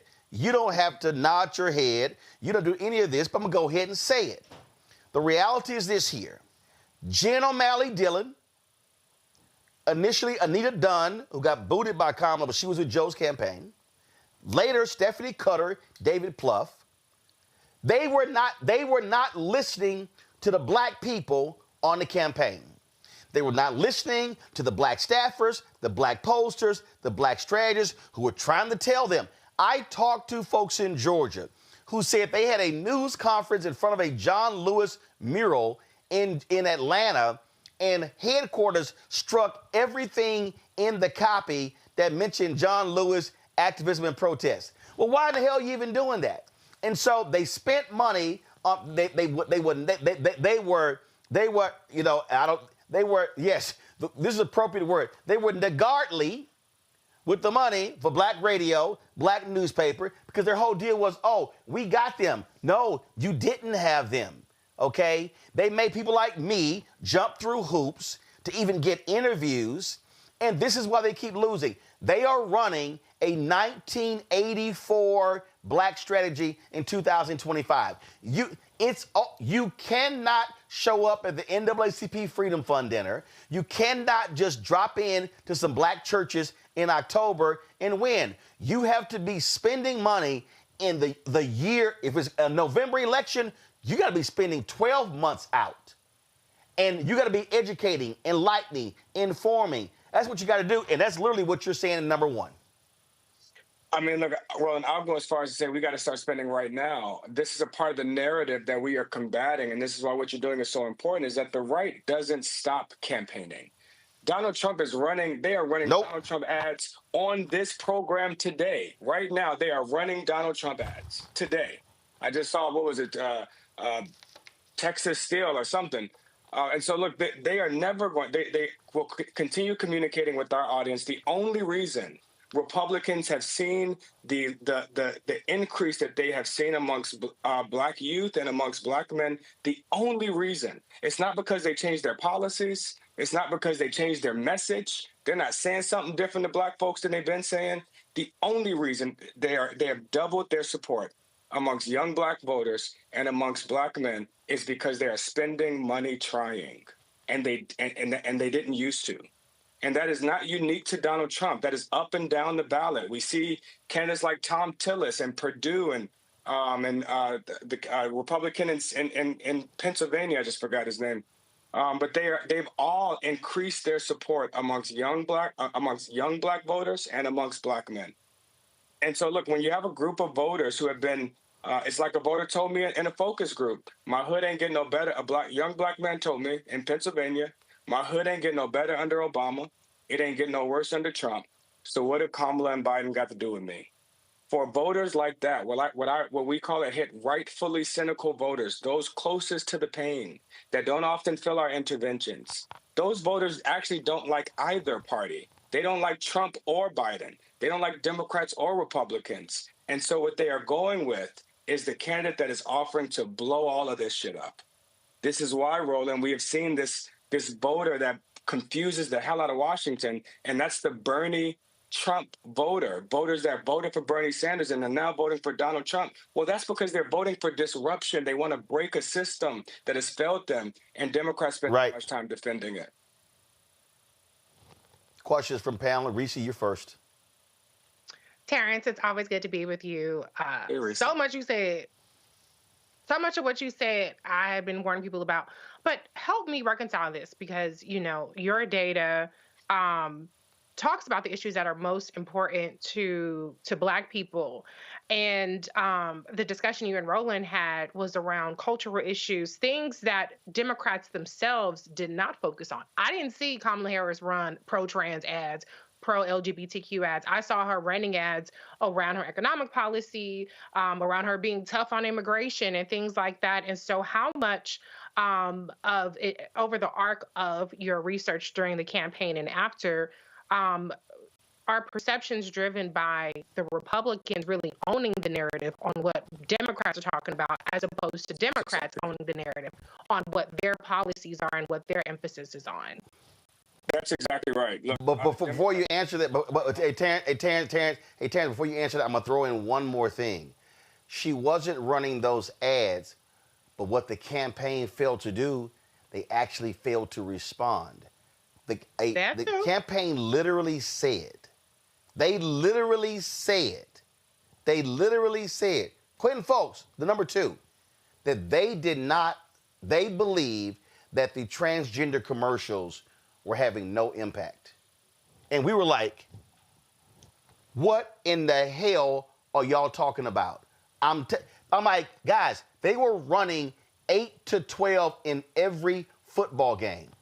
I'm telling you right now, Jen O'Malley Dillon, Stephanie Cutter, David Plouffe, and Quentin Folks, I don't know what planetary system that they were campaigning in, but it was totally different than the one that we were living in. Terrance, go ahead. Political malpractice, for sure. Listen, look, when it comes to these culture issues, you're absolutely right, Reese. The Democrats have not been engaging, have not waged their political campaigns on these cultural issues. Republicans are certainly leading these conversations around wokeism, around DEI, but the problem is that we are allowing Republicans to shape the issue context that the election is happening in. I could have told you 2 years ago that if the number one issue in every election is economy. 2 years ago, I could have told you if the number two issue was not abortion, then we would probably lose. If the number two issue was immigration or crime, and instead of abortion or guns, then we're probably going to lose. And so we allowed them to shape the issue context, and they have done that by now launching we are in a culture war. But it's a war that Republicans have started and that Democrats have to respond to, because when we don't, here's how this works. Democrats don't respond or defend critical race theory. Democrats don't respond or defend the Supreme Court overturning affirmative action. Democrats don't respond or defend to removing Black history from books. In fact, our response is we don't believe in CRT. We ain't woke. Our response is to deny all of these things. And so when they now come in and start gutting all of this shit, and Democrats now look to Black voters or look to voters of color to mobilize a resistance and an opposition, well, we haven't given voters a reason to defend affirmative action, CRT. In fact, 40% of Black folks believe that racism exists but doesn't prevent them from achieving from pursuing opportunity. And so if we're not presenting the pain or the alternative, then we are going to continue to allow Republicans to shape the narrative and to launch a culture war that we have not figured out how to show up to. Nola? Terrance, thank you so much for this data. This is wonderful. I love this conversation. I during the campaign, I was a national security and foreign policy messenger. And while foreign policy typically doesn't win elections, foreign policy did factor in to the emotionality of the election, right? And as one of the people who were invited into the rooms, but who wasn't listened to in terms of messaging, a lot of that fell on deaf ears. And then we saw the results. We saw how Michigan responded. And so my question is, as we're seeing all of these different things happen, as we're seeing the way that Trump is blustering, that bullish kind of posture towards Mexico, towards Canada, towards Panama, towards Greenland, while the traditional thinking is, and some of the data would support, that foreign policy does not win elections, it does impact elections. How can Democrats be out there right now talking about this? I think that they're making a mistake by not talking about colonial imperialism, this kind of huge reversal, back to this time that no one wants. I think it's a mistake that they're not leaning into this kind of rhetoric, because it's more than rhetoric. It's true. So in your professional opinion, how does that shift begin to happen in terms of messaging? I'm talking to some folks on the Hill because they're like, what do we do? But how do you get them to listen? Yeah. Foreign policy is interesting because you're right. For Black voters and for most voters of color, it doesn't typically register as a top issue that impacts who they are voting for. Even in this election, we tested the war in Gaza and the war in Ukraine. as the saliency of these issues and how much it was impacting people. I don't have the exact number, but I could tell you less than 10% of Black folks say that was an important factor in who they were and who they consider voting for. But this is the important part. It wasn't that salient, but it was quite resonant for the folks that it was. For the less than 10% that said they were considering it, it was their top issue.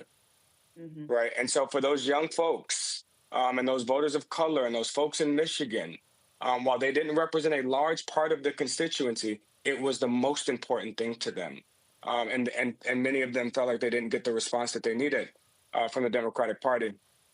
I do think that there's an opportunity here as he continues to strip and rip foreign aid from around the world. I remember shithole countries coming up in a lot of focus groups in his last administration. When he said that about countries in Africa, focus groups were repeating that back to me.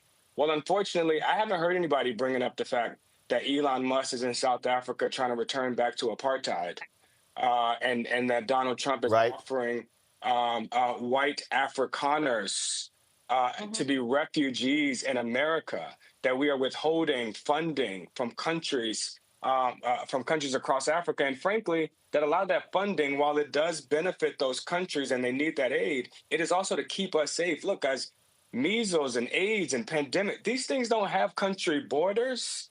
This is why we fight these pandemics around the world, because it's the only way to keep them out of America.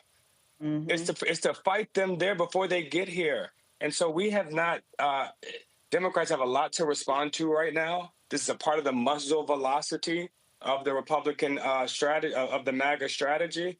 But a part of what we have to figure out how to respond to all of these things. We can't allow any of these attacks that hurt our communities or frankly hurt our diaspora, because again, while it may be less than 10% that are prioritizing the diaspora, the folks that do prioritize it as their number one issue. And so we got to find a way to respond to it and to mobilize the folks that do care to actually join this opposition. Thank you. Political Sis, your question. Hey, Terrance, how are you? I'm here in North Carolina. What I do know is that USAID affects farmers here in this state. What I do know is that USAID affects education on a college level when it comes to grants. And what I do know is that in the triangle, people are losing their jobs right now because of USAID. And what I also know is that Tom Tillis is going to be funded like an ass when it comes to his reelection in 2026 by Elon Musk. And what's also ticking me off is veterans right now. Veterans are so pissed with Tom Tillis. I'm talking about veterans that voted for his ass. Mm-hmm. No one yet has came out and said that they are going to run against Tom Tillis. No one yet has done that. And everyone, I think, is waiting to see what our former governor, Roy Cooper, is going to do. We do not have my Congresswoman, Deborah Ross. Her little prissy ass is not nowhere near to be found. She's on TikTok or X. She's nowhere near to be found. And right now, even on a local level, our local politicians, right, our state politicians, they are nowhere to be found. They are not showing up at these town hall meetings. They are not going in these rural areas that's going to be affected the most by cuts or getting rid of the Department of Education. So I'm with you on that. I'm looking for shit that I know. What I see at USAID, okay, let me grab what's going to affect my people, right? That's what I'm going to look at when it comes to USAID, the Department of Education. Let me say, well, shit, wait a minute now. We're talking about Title I. We know it's going to affect low income. We're talking Head Start. We know this shit, right? How can we get them out to understand? I'm not talking about the voters, right? We're trying to rile up the voters, right? We're trying to get them going. How do we get these politicians? I'm just a country girl here from North Carolina. Don't nobody listen to me, right? So what do we do, Terrance? What can I do? Yeah. Well, listen, I believe that the South got next. Hit Strategies is advancing a New South, a Blue South project. I believe that blue wall in the Midwest, we've seen how shaky it is, how non-durable that blue wall in the Midwest is. But I do believe there's an opportunity to build a much more durable black-ass wall across the South. You just had Gary Chambers on. You just had Gary Chambers on here, who's been waving the flag on this. Places like Louisiana, Mississippi, the South are not red states; they're just oppressed states. That's right. And North Carolina, South Carolina. It is no coincidence that in the South that the South is where the blackest states in America are, and it's in the same exact states. You can almost track the correlation directly. The blacker the state is, the lower the black turnout is. Yeah, it's almost a direct correlation. That is absolutely crazy. And here's the deal. Here's the deal, Terrance, that we have to understand. And when you talked about that blue wall, 2030, the numbers are going to be changing. California, New York State, Wisconsin, blue states are going to be losing congressional seats. They're going to be shifting those to red states, which means Democrats are going to have a consistent strategy to win Georgia and or North Carolina. And they're going to have to make Florida, they got to figure out what to do. Florida has to come back purple. The numbers are shifting. It's going to make it harder because to get to 270, if blue states lose anywhere from 6 to 10 electoral college votes. That's right. That's right. But the good news is, while the geographic patterns don't favor Democrats, the demographic patterns do. What do I mean by that? The places that this growth is happening might not benefit us, but the people that are causing this growth should be benefiting us. This growth is being caused by people of color and by young people. I don't know about Florida. I still got PTSD from my Andrew Gillum days in Florida, but I do know I do know places like Mississippi. Mississippi, the blackest state in all of America, where Democrats just lost in 2023 in an off year with a black candidate running for governor. We lost by 2 points. In Mississippi, we lost by less than we lost in Michigan. And so there's an opportunity to build this black wall across the South. But to Roland's point, those are not just strategic decisions. Those are economic decisions. Because to build a black-ass wall in the South means you're going to have to empower a bunch of black organizations and black media and black operatives in order to go get those black voters that feel like politics don't got nothing to do with them. The same way Stacey Abrams did in Georgia. Yep. Indeed. Terrance Woodbury, we appreciate it, my brother. Thank you, Terrance. We appreciate it. Thanks a lot. Thank you, guys. Thank you. All right. Thanks a bunch. Folks, got to go to break. We come back. Man, why is this white Republican in North Carolina? That man just cannot accept that he lost. We'll tell you about that coming up next. You're watching Roland Martin Unfiltered on the Black Star Network. Support the work that we do. Listen, the conversation we just had there, y'all, you are not going to get that conversation on ABC, NBC, CBS, MSNBC, CNN, Fox News. Ain't going to happen. But you're not going to get it anywhere else in black-owned media. Listen, I got love for black-owned media. Essence and Ebony and Blavity, Rolling Out and all them folk. But ain't nobody doing what we do every single day right here on Roland Martin Unfiltered on the Black Star Network. Nobody else has a 2-hour daily show bringing you these top-notch guests, having in-depth conversations. Then you talk about our Black Star Network shows, the new show with Bria Baker and Jamia Burley. Then, of course, you have Greg Carr. You have Reverend Dr. Jackie Hood Martins. Y'all, nobody else is doing this. And we're looking to add other shows. And so your support is critical. You want to give you a Cash App. This is the Stripe QR code. You see it on the screen. Go to blackstarnetwork.com. But this is the Stripe QR code for you to give you a Cash App. You can also use Stripe for credit cards. So you're checking money order to P.O. Box 57196, Washington, D.C., 20037-0196. I got more than 500 envelopes the other day. I opened about 400 of those. I got about 100 left, so I do those when I get back home on the weekend. Also, PayPal, R. Martin Unfiltered, Venmo, RM Unfiltered, Zelle, Roland at RolandSMartin.com, Roland at RolandMartinUnfiltered.com. And real quick, if y'all give via PayPal, understand our parent company is New Vision Media. So when y'all give, y'all been calling, y'all been leaving voicemails and emails. You freaking out. Oh my God, is this Roland Martin? Yes, it is, y'all. Roland Martin Unfiltered is the show. Okay, Black Star Network is the network. The parent media company is New Vision Media. So don't get freaked out when you see that. That is our show. That's it. I'll be right back. This week on the other side of change. Let's talk. Vote blue no matter who. We need political imagination more than ever, and unfortunately, some people on the Democratic side really are discouraging that. We're going to dig into all of it. The Democratic Party needs to remember who they are and who they are responsible to.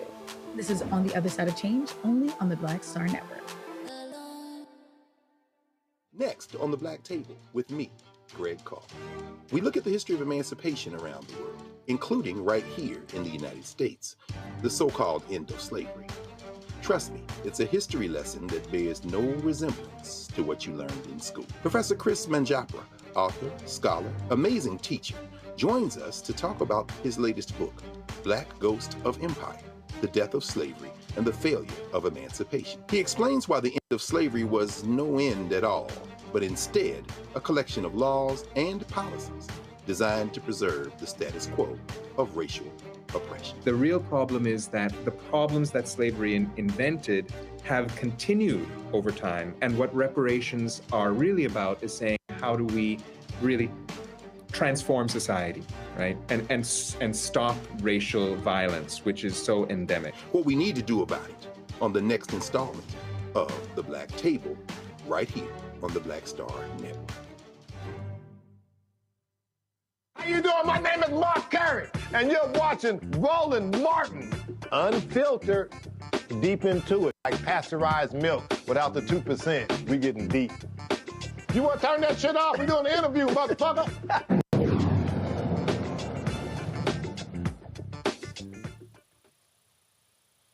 All right, folks, the November election was November 5th, but guess what? There's one race, it still is not over because you have a Republican who just can't handle the fact that he actually lost to a woman.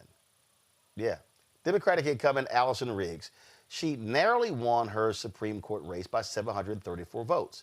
Her Republican opponent, Court of Appeals Judge Jefferson Griffin, has constantly challenged more than 65,000 ballots cast in the race, arguing that the State Board of Elections improperly allowed these voters to participate.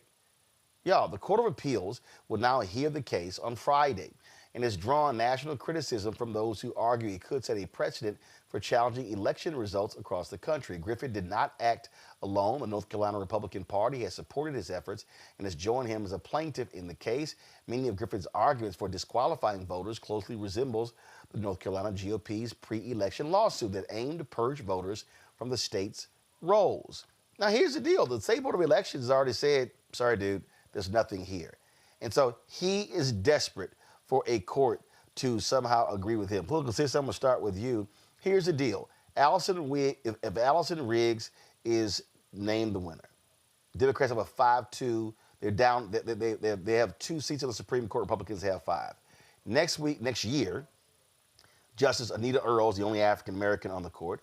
She is up. But here's the piece. 2028, 3 of those Republican seats are on the ballot in 2028. Democrats could flip that race, could flip the Supreme Court by winning those 3 seats. That's why Republicans are desperately trying to go from a 5-2 majority to a 6-1, because they do not want Democrats to have any shot at regaining control of the North Carolina Supreme Court. And I'm going to throw in there, and the reason being, because Republicans had a 10-3 majority on the congressional seats because of political gerrymandering. When the Democrats took control, they changed that, and it was 7-7. Those are the 4 seats. You go back to 7-7 in North Carolina, 7 Democrats, 7 Republicans. That means in Congress, Democrats would control the House by 1 seat.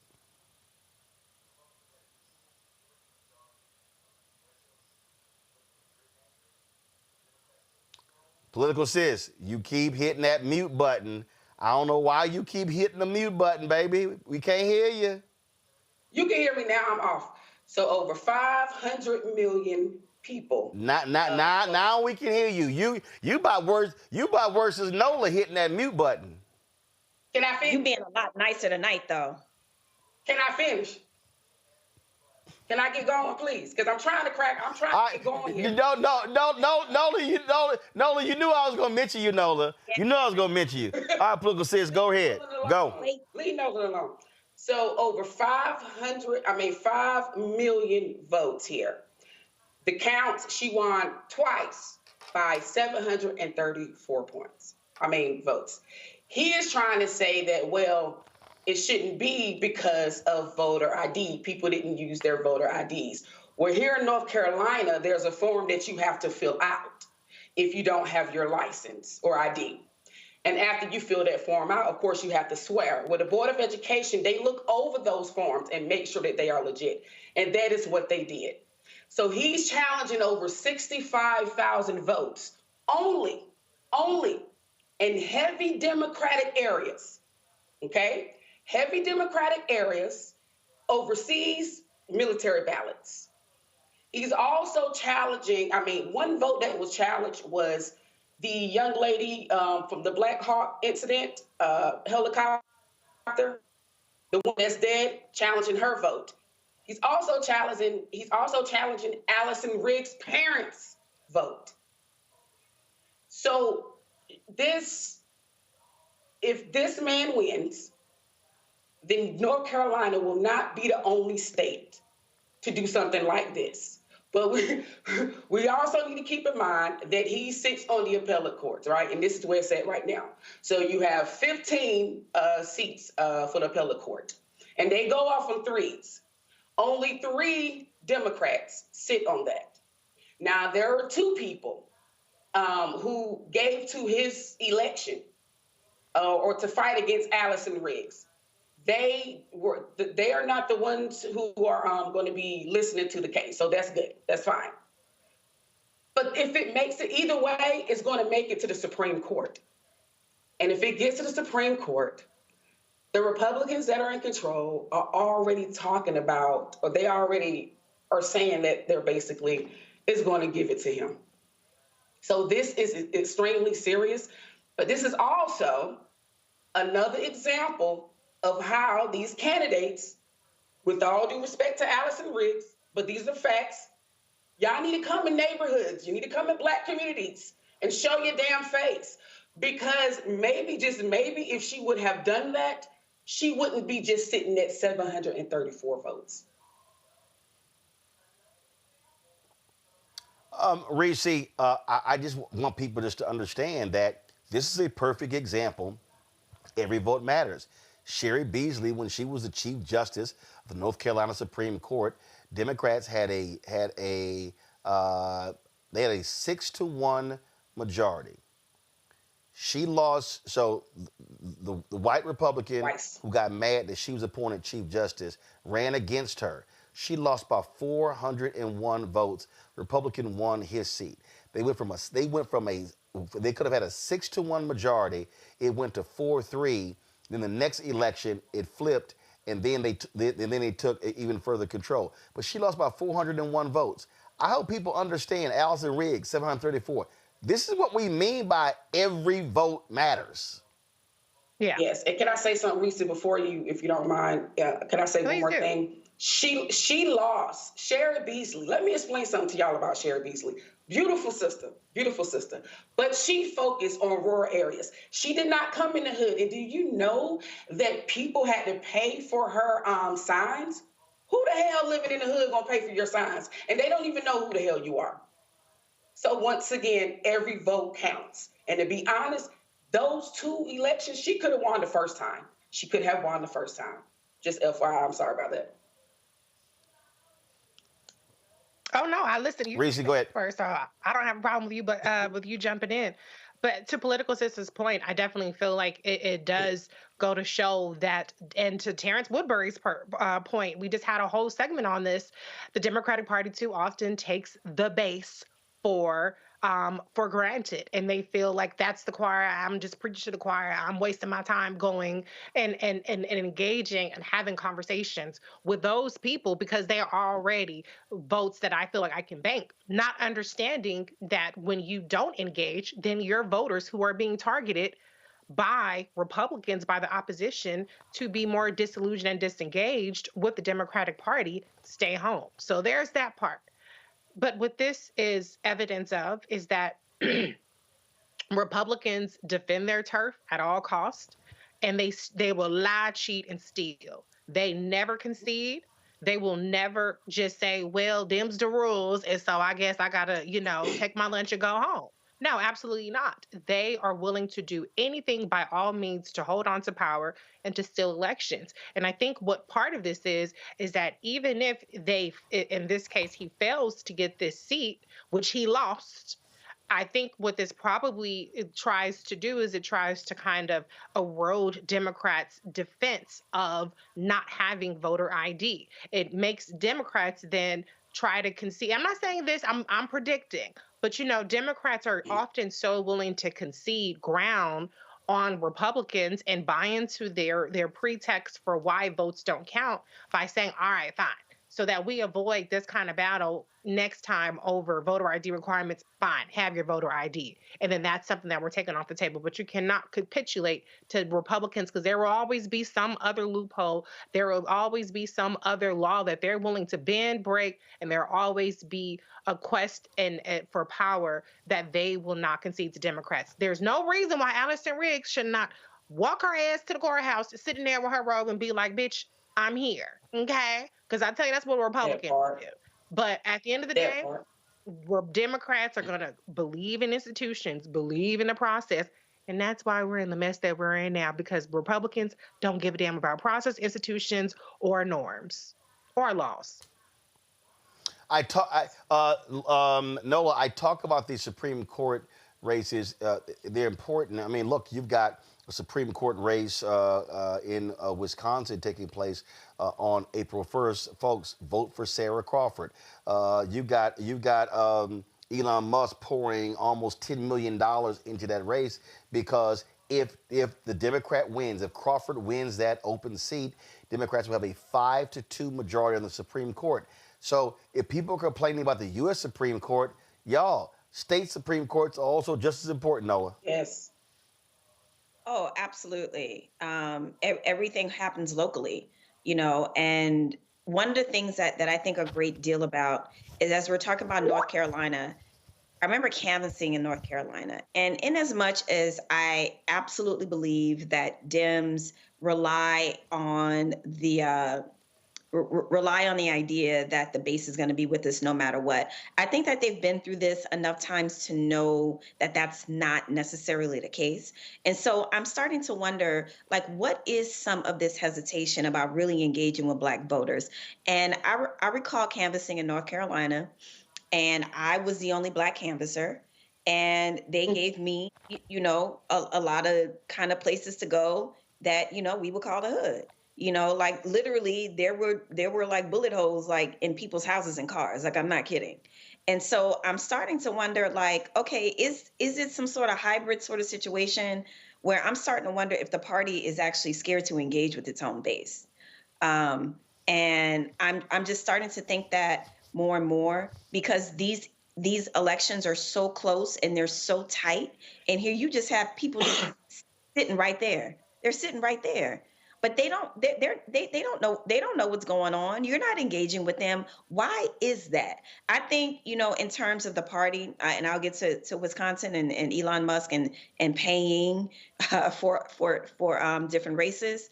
But that is something that we really have to have a really, really, really tough conversation about with this party. It's one thing to just assume that the base shows up for you.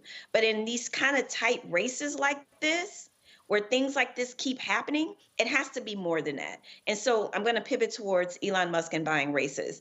First of all, I like what Tim Walz has been doing. I like that he's been out there. I like how he's been talking to people and engaging with people. And he's just like regular talking to people. And I think that's effective. I think that it's going to take more of that relational kind of dialogue to really get people to understand what's at stake.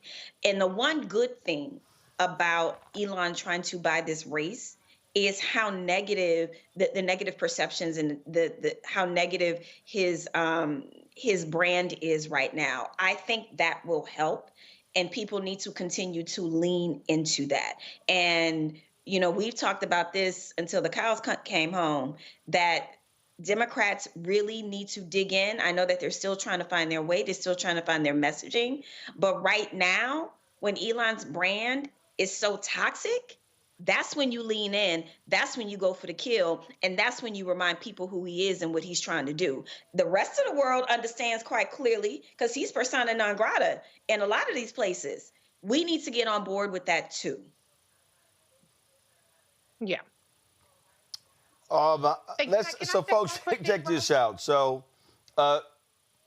okay, go ahead.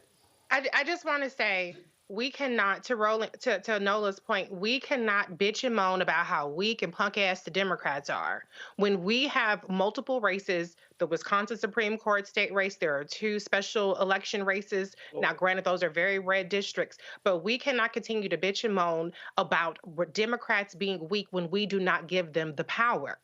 Democrats are handcuffed when they're in the minority. And yes, we would like the theatrics, and yes, we would like them to resist and protest and block and all kind of shit. But the math is still the math. And so 89 million people sat out in 2024, and polling has shown that 83% of them motherfuckers have the audacity to not approve of Donald Trump's performance, but they did not vote. And so guess what? Now we're all stuck with it. And so now is the time to not just put our foot up the Democrats' asses and say fight, but also turn to our neighbor and say, neighbor, get your ass out and vote. If we want to make a change, we have to do that, because if these elections come and go and Republicans win, then that tells Republicans, keep doing what you're doing. Keep dismantling the government. They ain't going to do shit. Yeah, they'll scream at town halls. Yeah, they'll drag you on Twitter. But at the end of the day, when the rubber hits the road and it's time for them to put their money and their votes where their mouth is and get us out of power, we ain't got shit to worry about. That's right. Folks, we told you all about, yesterday we had Spike Lee on talking about, of course, the DOD removing the removing the pages regarding Jackie Robinson. Well, there's been a little fallout. That Pentagon spokesman who issued that really idiotic statement, he's been sidelined. John Yuliot, something like that. Y'all, because this is how dumb this man is. He actually released a statement. This is what he released. He said, as Secretary Hegseth has said, DEI is dead at the Defense Department. Discriminatory equity ideology is a form of woke cultural Marxism that has no place in our military. It divides the force, erodes unit cohesion, and interferes with the service's core warfighting mission. We're pleased by the rapid compliance across the department with the directive removing DEI content from all platforms. In the rare cases that content is removed, either deliberately or by mistake, that is out of the clearly outlined scope of the directive, we instruct the components and they correct the content accordingly. Now he also issued, this is actually a broader statement.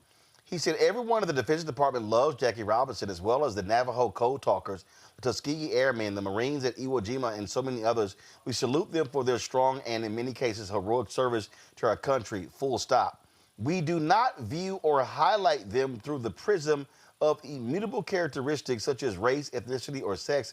We do so only by recognizing their patriotism and dedication to the warfighting mission like ever other American who has worn the uniform. Well, first of all, you dumbass. And he's getting ripped by this statement, Nola. And the reason he's a dumbass, let's see. It's a little hard to remove race from the Tuskegee Airmen. Because it's kind of hard. It's kind of hard to remove race from Jackie Robinson's service in the U.S. Army when Jackie Robinson fought a court-martial in Texas for refusing to sit in the back of the bus. So when you're talking about these, it's kind of hard to remove race from U.S. Army veteran Medgar Evers, who was gunned down by a racist white supremacist in Byron Della Beckwith. It's kind of hard. This is how dumb these people are, because, no, we're only going to recognize their patriotism. Oh, damn, I'm sorry. How do we ignore that the armed forces was segregated when Jackie Robinson was there and the Tuskegee Airmen, and it wasn't until a Harry Truman executive order in 1948 that desegregated the military. But we're just going to move that race stuff aside, and we're just going to focus on them being a great warrior. I see why this dumbass got sidelined. Yeah, it's a complete, it's delusional and it's intentional erasure. The MAGA folks have a really hard time confronting their own racism, confronting their own allegiance to white supremacy, and they hide behind the First Amendment. And this is where we are. I can tell you, I went to high school in Pasadena. My family lost a lot of, we lost properties in the Eden Canyon fire. And I can tell you that this was definitely a wound, another wound for the community. Because, Jackie Robinson is a product of Pasadena. And so this felt like it felt like a double slight against Blackness, right? Because you have a whole community that still supports him. I remember winning Miss Black Pasadena Altadena, and one of the proudest parts of that honor was the way that they parade you through the Jackie Robinson Center, and so he's part of the Black culture in Pasadena and Altadena. And so I was happy to see all the pushback. I was definitely part of the pushback, and then especially being in security and defense. Now, this is what I will tell you. You talk to some enlisted folks, and some of the things that they will say that they had a problem with diversity, equity, and inclusion has absolutely nothing to do with highlighting heroes who went through the impossible to do the phenomenal. That is a big difference. And context matters, history matters, and what they are doing is trying to intentionally erase their culpability in racist and violent behavior. That's the reality. And they are using diversity, equity, and inclusion as a shield for that. Now, like I said, there are some enlisted folks who say that some of the stuff regarding diversity, equity, and inclusion for them went too far, but it is not this.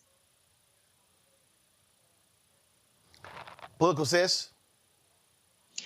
The Navajo Code writers, do we not say anything about that? They weren't white, they were Native Americans, and this is how they helped out in World War II because they were able to talk in codes.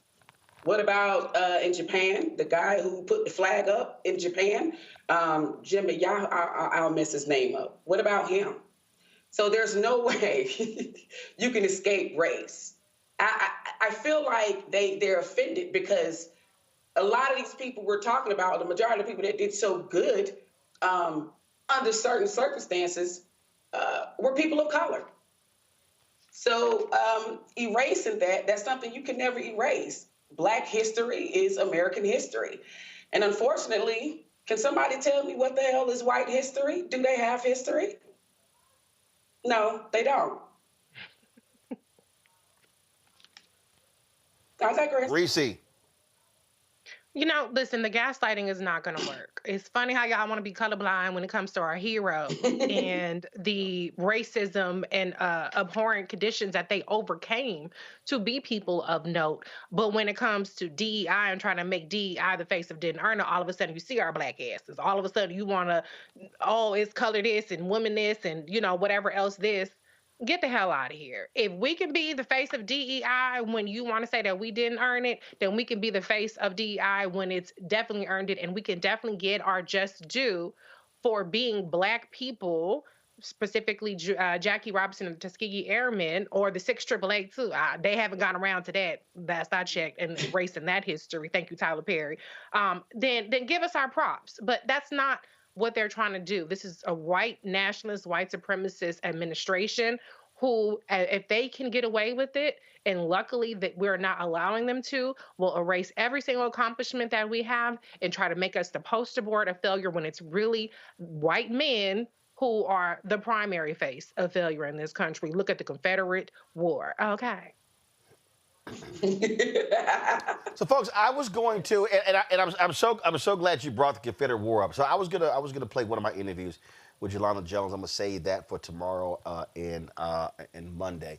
And I told y'all yesterday about that racist Confederate memorial that's on the state grounds of the Texas Capitol. Well, when I was leaving today, on the other side, there's a memorial regarding Texas African American history. But it's something that's real interesting, though, because on one side of it, they salute two men of African descent who helped Texas win independence from Mexico. And y'all gonna hear me talk about, because in the placard, it also shows how they were free black men, but then they had severe limits on them operating. Well, hell, it sounded like they were in prison. So I want y'all to see this, because I need you to understand this is why history is so important. This is why factual statutes and memorials are so important, because if you don't, and let me just say this real quick, and I mentioned this yesterday. And I'm gonna try to be as, well, I can't even do that. So y'all people who don't want me to cuss, I'm gonna let y'all just turn it down for 10 seconds. Cause I got no other way to say this, because it actually ticks me off. So if y'all don't hear me cuss, I want y'all to turn TV down. 5, 4, 3, 2, 1. I am sick of these fucking idiots who say when a black statue is raised, it's performative.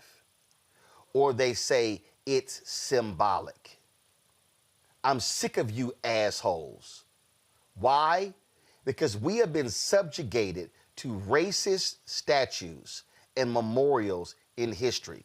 When I landed in the Austin airport, I go to baggage claim, look to my right. Do you know why I look to my right? I didn't take a photo this time because I always do, but there's a statue of the late Congresswoman Barbara Jordan in the Austin airport. When I go through Atlanta, I always see that placard, that plaque of Mayor Maynard Jackson. When I go through one of the terminals, I think it's Terminal E in Houston, there's a bust of Congressman Mickey Leland. When I travel, I always stop. When I go through Washington, D.C.'s train station, I always stop and pay respects to that statue of labor leader A. Philip Randolph. I'm always, no matter where I go, I do that because these are monuments to our people, our history. And what we have to understand is that, and while you're going to see this video in a second, while I was standing there, little white girl came up with her family. There was a Latino girl with what looked like to be her grandparents, and he and I had a conversation about the races. He was telling me about how the Texas Rangers basically stole his grandfather's land, made them get off the property and leave. Black people have that history as well. So he and I were having this conversation about this memorial. This is why this stuff is so important, why we must erect these statues and memorials, because these people, what we have right now, and it's all tied together by stripping these pages and getting rid of these stories and these monuments. They want the framing to be one of whiteness. They want to say, no, we're not going to talk about, the first female combat pilot, because we don't want women to know about that historic woman. It was a white woman. They don't want that. So these people, they want a world. Donald Trump, Peter Hegseth, J.D. Vance, they want a world where it's all about white men. And we, black people, need to stop this bullshit of, oh, well, that's just symbolism. We need to check. We need this. Well, how about you try to get both? Why do we have to piss on black monuments and black statues and black plaques to go, well, that's just symbolism? Well, how about some of y'all, and here's the other deal. I'm just going to go ahead and say this.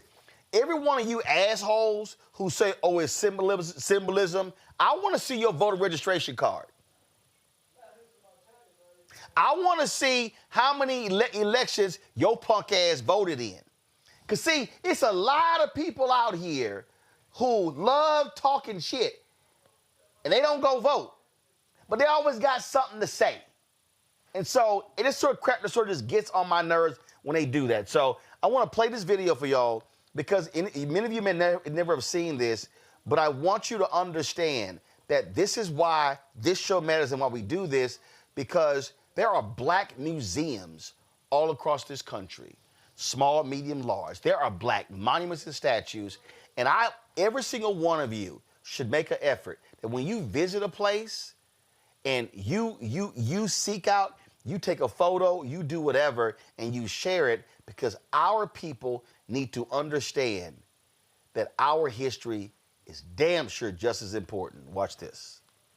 So, folks, I'm here on the Texas ground. So, remember I told you about that Confederate memorial?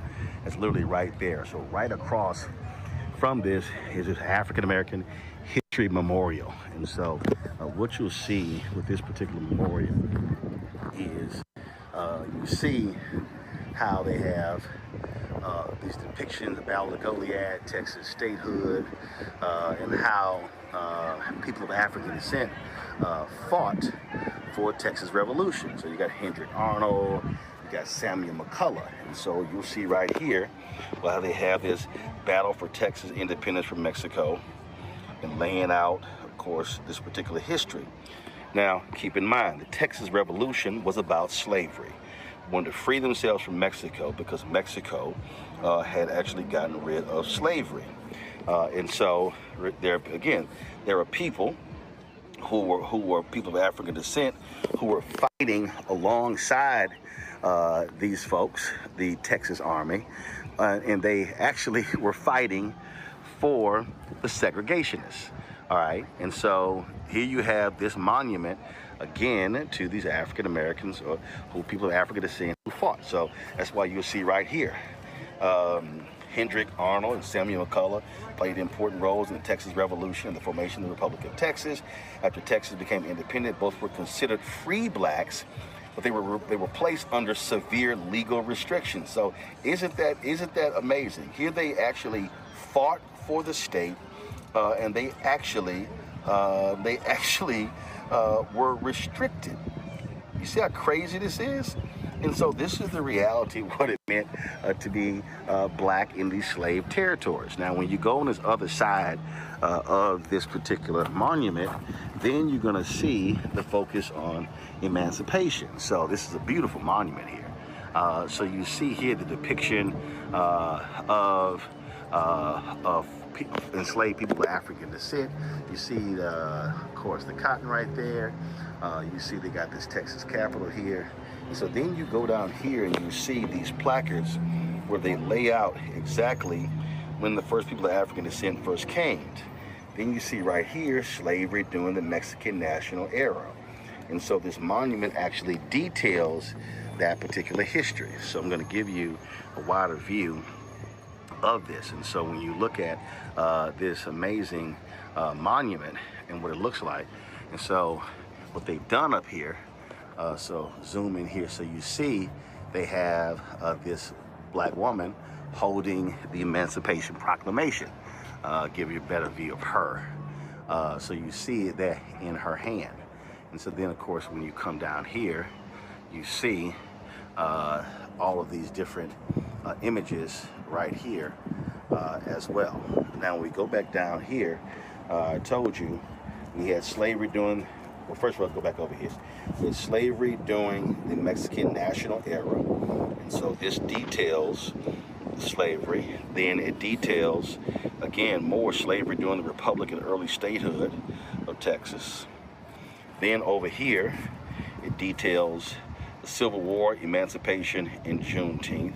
All that information right here. And then it has Reconstruction and the post-slavery experience, okay, right here.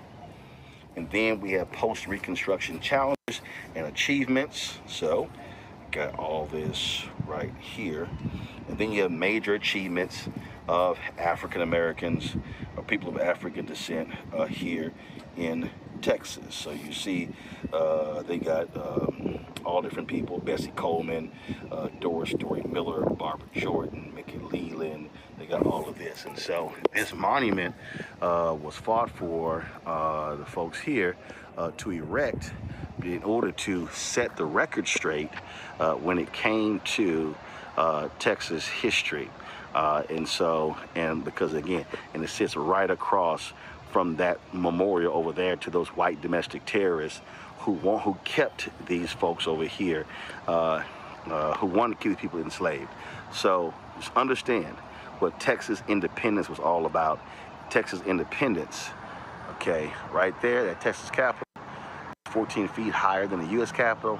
Texas independence was all about maintaining the institution of slavery. Man, it must be something political says to be a person of African descent who fought for Texas's independence when the goal of Texas getting its independence was because they wanted to keep slavery. This is the problem with taking civics out of education, away out of the classrooms. Thank you for showing that. It almost made me cry. This is not the only story that we hear. We fight so hard for independence. I can go back even here in North Carolina, what we did.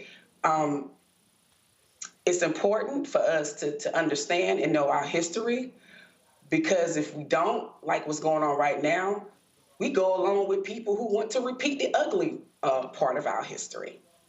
So again, thank you for showing that, but it just, I don't know, I'm a little bit knocked down from that, because you go back and forth with your people about the importance of like what's going on right now. You know, they don't want to bring up the part how Trump is literally just gutting our civil rights, our voting rights. They don't know that. But if you bring up something about money, they know about that. And the fact that a white racist ass man can throw money at us, at our people, and get their attention instead of what's going, like the negative part, like that's, okay, we're going to give you some money, but at the same time, we're taking your rights away. What the hell is $1,200? What the hell? I mean, it is a lot to some people, but that shit doesn't last. Your freedom, your civil rights, women's rights, that is worth more than anything. So, you know, that's what happens when they take civics out of education. Well, Nola, at the end of the day, this is on us, and this is where we are going to have to make sure that we're telling the story, our kids understand it, their kids understand it, because their desire is for this generation, the next one, and all in the future, not to truly know, as Paul Harvey always said, now the rest of the story. Mm-hmm. Listen, you know, this is something that I think a great deal about. And, you know, I would go as far as to say that as Americans, we don't appreciate history, right? And what the MAGAs are doing, they are mythicizing. They are making up stuff about their greatness, right? I mean, that's what drives white supremacy. It's this made up myth. And so when I think about that, I think about, okay, what's going to get younger Black folks interested in this history?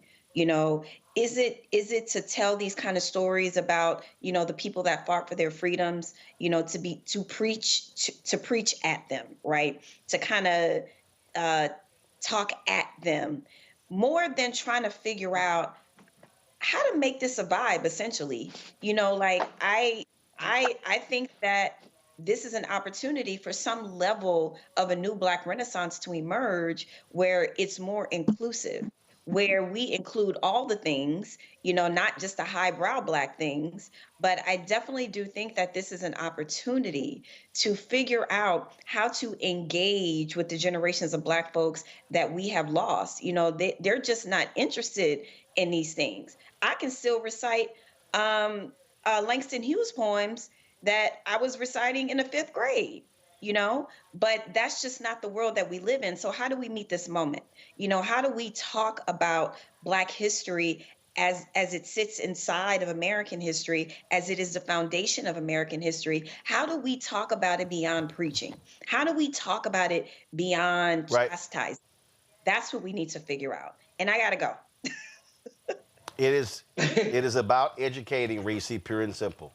It's about educating, pure and simple, Reese.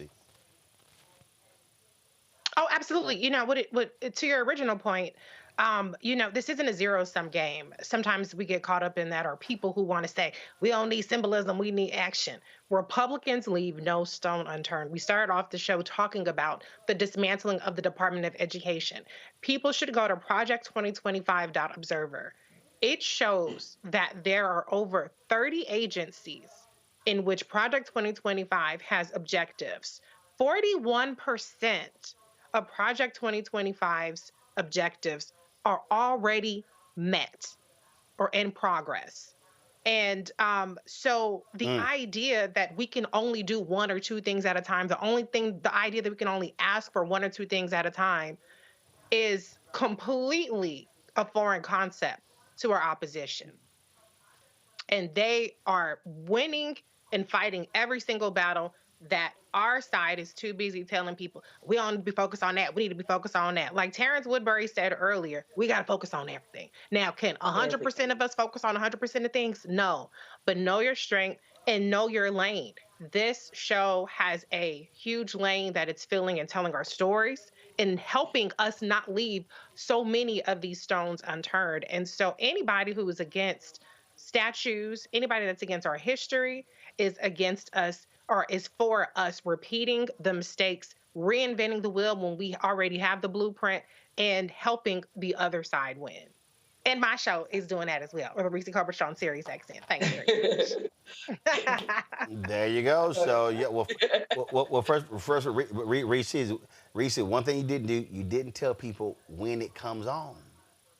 Saturdays, 2 p.m. 2 to 4 p.m. It's a live call-in show. So if you got some smoke, bring it to me, honey. I'll take it. I'll bring it back with you. Oh, that's good. I'm off on Saturdays. That's good. I'm off on Saturdays, so I'm going to have to check you out.